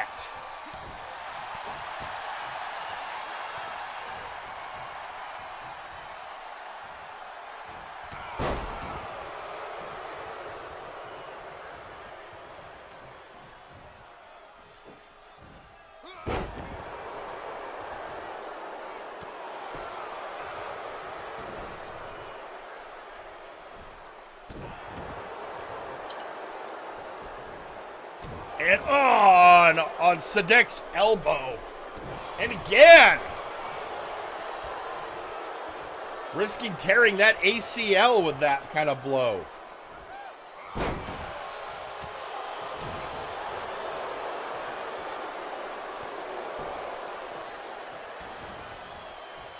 And the strength of the constant nightmare.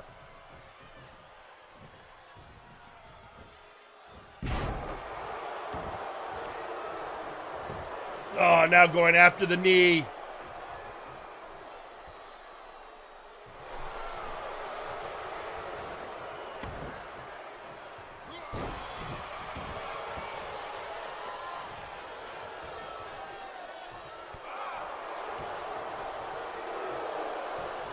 And, oh, pushed off by UltraDevil.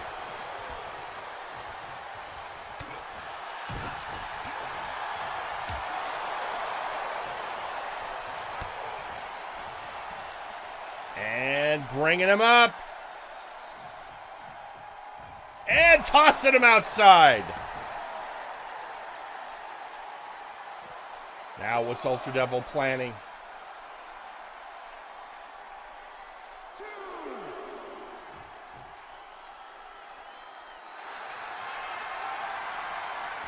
And, getting him in that one-legged Boston Crab.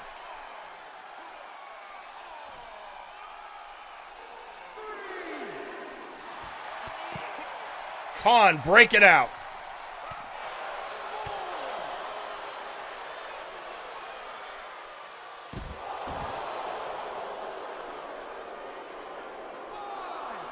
Bringing him up. We're up to a 6 count. Khan gets back in the ring.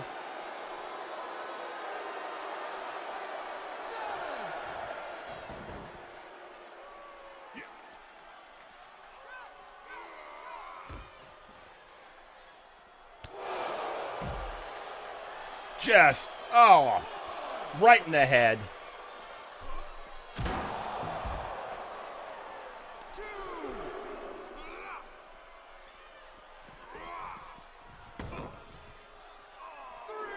It is not looking good for the UltraDevil right now. Oh, maybe I spoke too soon. Sadek reverses on Khan.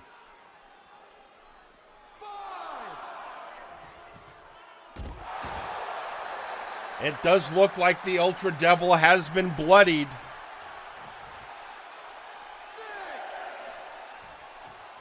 And is he circling the ring, perhaps building up power? I don't know how these Tokusatsu heroes work.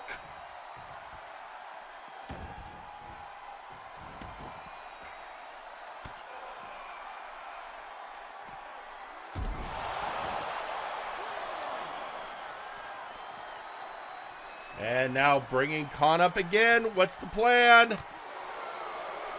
Well, apparently getting elbowed in the stomach and thrown into the steps.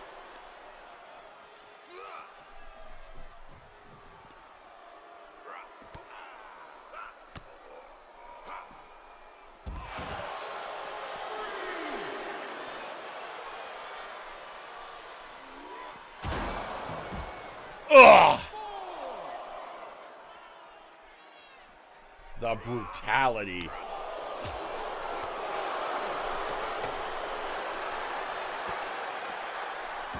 Oh, standing bulldog by, well, sit down bulldog, I should say, by the UltraDevil.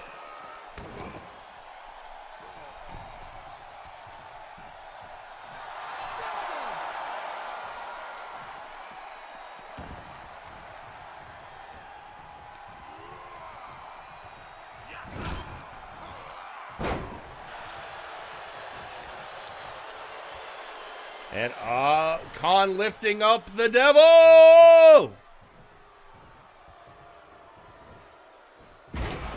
And dropping him down.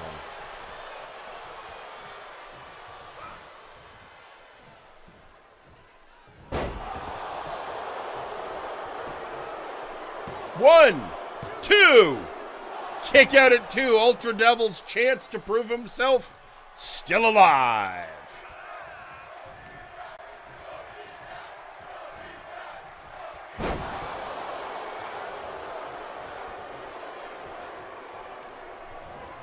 Can he get through it? Oh, collision!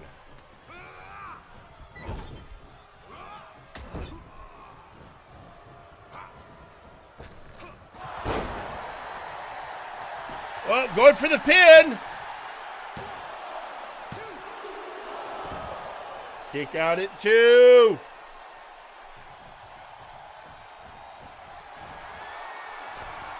Up, oh, up he goes! Ah, dropping the elbow from the top. And your winner, the UltraDevil, Sadek. And UltraDevil did it.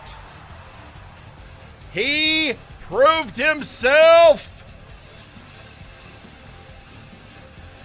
He is now the #1 contender for the TTV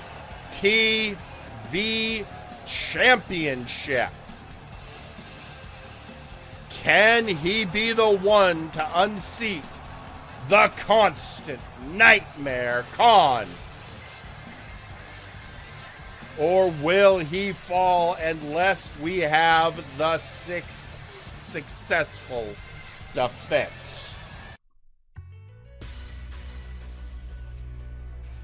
Well, folks, with that done, we have but one match left to go this evening. But first, a message from the Constant Nightmare. Good, good. Finally, someone who is not afraid to show real brutality. Thanks for the battle data, and see you at Shonen Spirit. Well, don't get too fast there, Con. I never said that matchup was happening at Shonen Spirit. It's a packed card. We got a lot going on. But absolutely, he is your next opponent. So, while we contemplate those words, let's hear some other words from the competitors we are about to see in the ring. First off, the leader of the Conquest of Pain, Semjax. In the old traditions, prevention of war is always settled with trial by combat. Sacrifice a worthy warrior to keep the nation safe from complete annihilation. This war I'm in is no different. Major, you must feel confidence in putting yourself on the front line. Did holding a needless big goof belt give you an ego as big as your boss? Because all I see is another body that needs to be buried alongside his so-called allies. Your dream of having this war gives matches a sign of desperation. Desperation leads to hesitation. Hesitation leads to complete failure.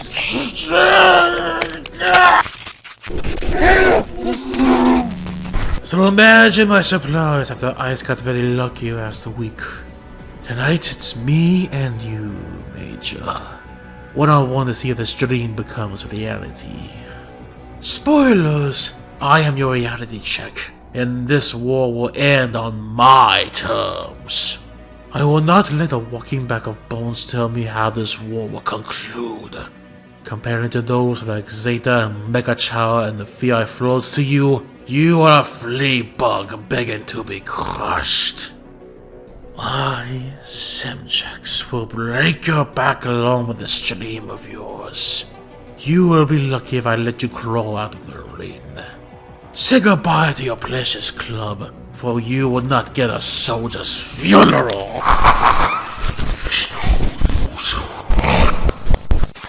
Just be a vet.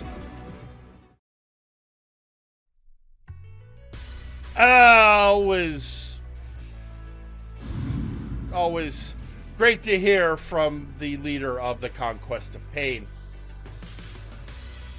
And now, before we get down there, let's hear from his opponent. Ladies and gentlemen, Sergeant Major Pain. Alright, Semjax, let's cut the bull here. I want this match. You don't want this match. I have to kick your ass, and all I have to do is get lucky one time and a 3 count. You have to get lucky every single time and pray to whatever god you believe in that I stay down. And I get it, you're over there thinking that you're Strahd Van Zarovich, but in reality you're nothing more than a watered down Edward Cullen who can't walk outside. War Games is happening, whether you like it or not, and you can trust me on that. Wow, that is a hell of a flex by the unknown soldier. But no matter what way you slice it, it's time. It's time for your main event. So, guys, gals, non-binary pals, say it with me. Let's do this! The following match is your main event and is scheduled for one fall. Introducing first, representing the International Combat Club, he is the unknown soldier, Sergeant Major Pain. And here comes the Sarge.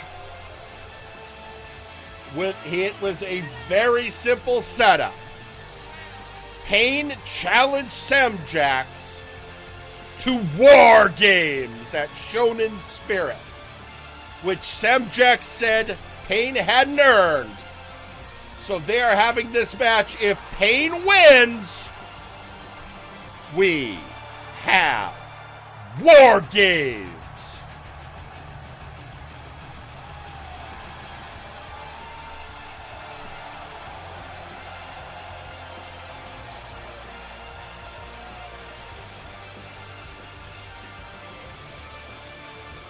And now, his opponents. And introducing his opponent. He is the leader of the Conquest of Pain, the trustworthy Semjax.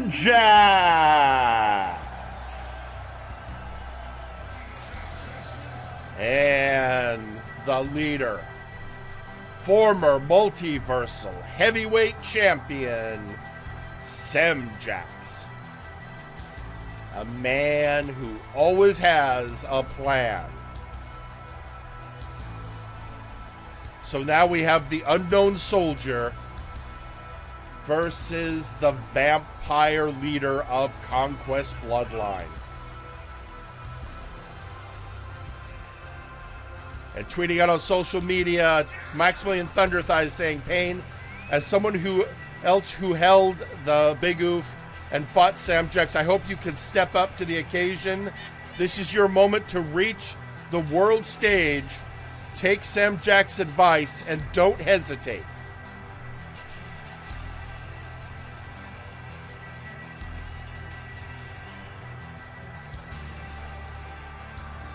So this is going to be interesting, because if Semjax wins, there is no War Games. And that leads to the question, what's next? The Conquest of Pain already beat the ICC at All or Nothing in a Riot Street fight. This may be the last gasp of the International Combat Club. And we're off! And Pain taking an early lead, going after Semjax in the corner. About an elbow from the Conqueror.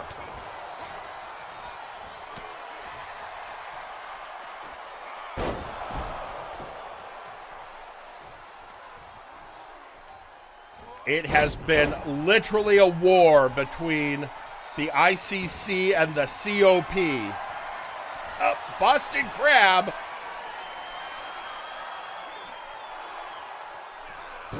And Pain feels the best way to wrap that war up is War Games.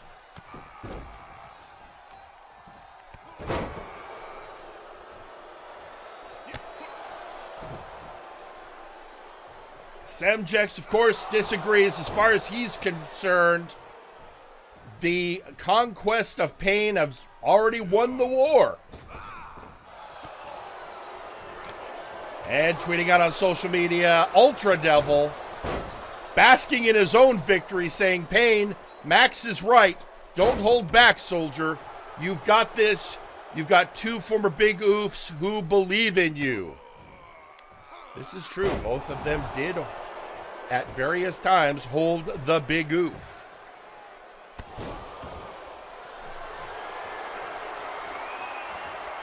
Pain, of course, one of the bright stars in a group, a class that came in known as the Bad Batch. And, of course, facing the Conqueror himself, a person who has been in MNW for years, and at this point, pretty much, you name it, he's done it. Jawbreaker on Pain.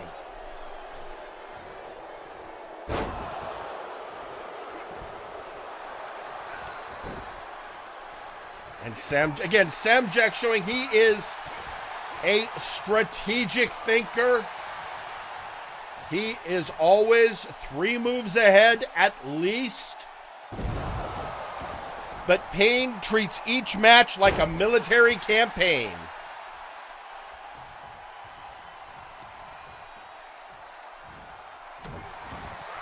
Going after that elbow.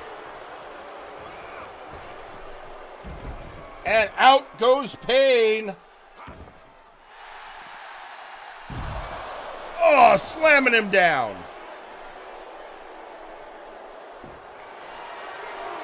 Even a countout victory would end Pain's goal. But oh, getting wrapped up on the outside.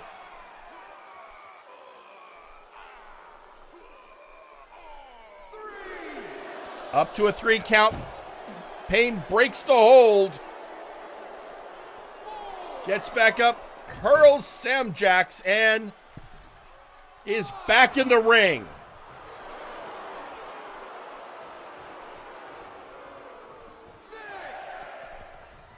And Semjax makes the count, and they're back at it.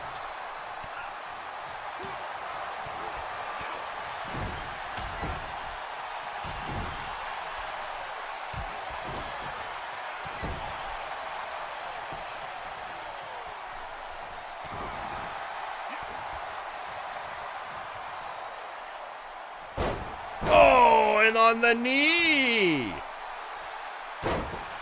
Oh, and the sternum. Pain is giving it all he's got.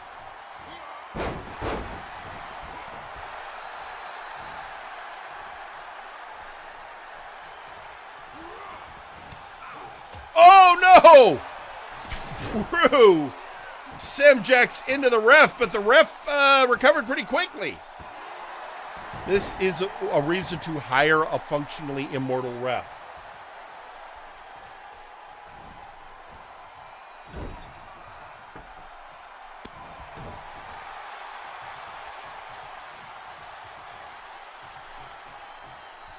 Oh, here it comes! Mortar shot!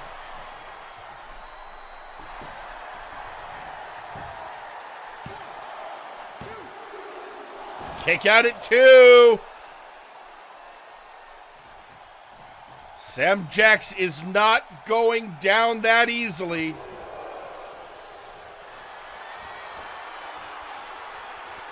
Oh, going for a blitzkrieg, but Semjax floated out of it.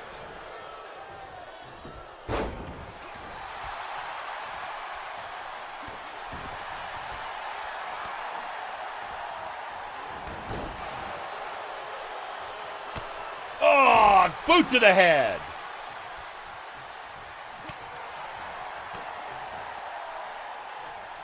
Now getting him wrapped up. Oh, bringing him down.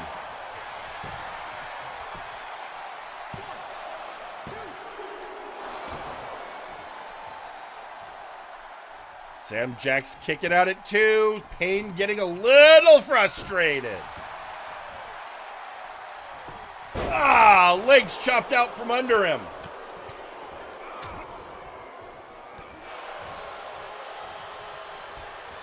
Oh no, not biting the fingers!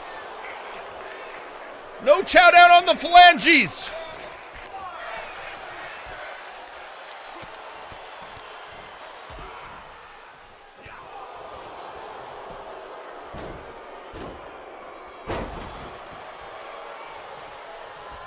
This does not look good for Pain. And the feral knee connects. Kick out. I thought that was over. So did Semjax.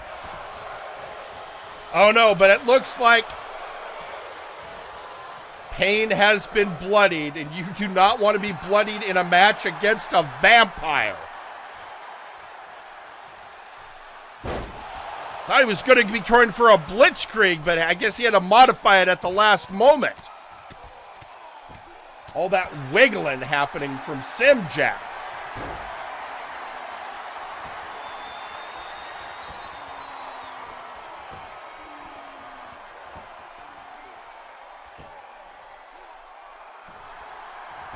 Working him up. Semjax gets out.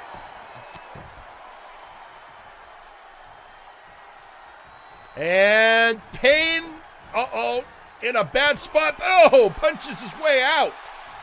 Not going on the outside.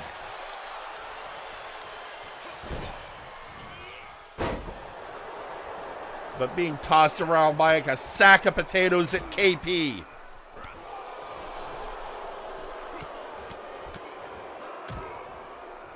The brutality of the Conqueror. And again, biting the fingers.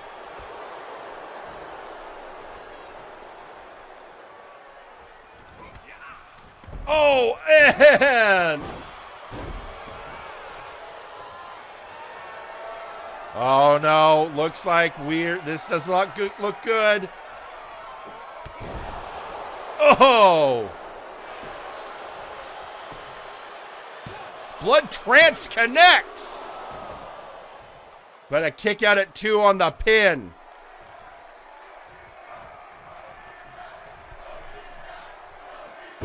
Pushed off by Pain. Pain is not done. Wait, what's... Pain looks like he's getting revved up, and he's finally getting him up. Is this time going to connect? Yeah, it looks like Blitzkrieg! Going for the pin. 1, 2, 3! And your winner, Sergeant Major Pain! And that's it, folks. In 2 weeks, we will have War Games! The International Combat Club versus the Conquest of Pain at Shonen Spirit, February 19th. But folks, if we're going to have that, I've been holding this in my pocket, waiting for the outcome of that match, and now we have it. We've got War Games, but who is going to have the advantage? Well, we'll figure this out next week at the Go Home Show, when the ICC will face the COP, and whoever wins that match gains the advantage in War Games. So let's go over what we know next week at the Go Home Show. That match I just said for advantage.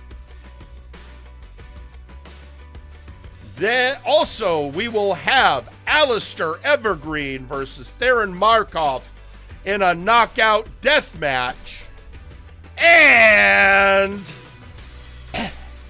the Daggerick faces the Janitor. The winner will be the #1 contender for the Multiversal Heavyweight Championship at Shonen Spirit. And speaking of Shonen Spirit, what we have announced right now, it will be the Absolute Units versus the Dark Lords in a 3-on-3 Tornado Tag Team match. The winner gets the Trios Championship Contendership. Also, Nakano Kirishima faces Malice for the Big Oof Championship. And just announced tonight, Kane versus Dr. Grimm for the Nexus Titan Championship. Folks, you don't want to miss it. Be here next week. Be here in 2 weeks for the best wrestling action in the multiverse. But until then, we're out of time. So, ladies and gentlemen, guys, gals, non-binary pals, thank you for joining us on Monday Night Warzone. We'll see you next week. Until then, I'm Jerry Aldini. Good night.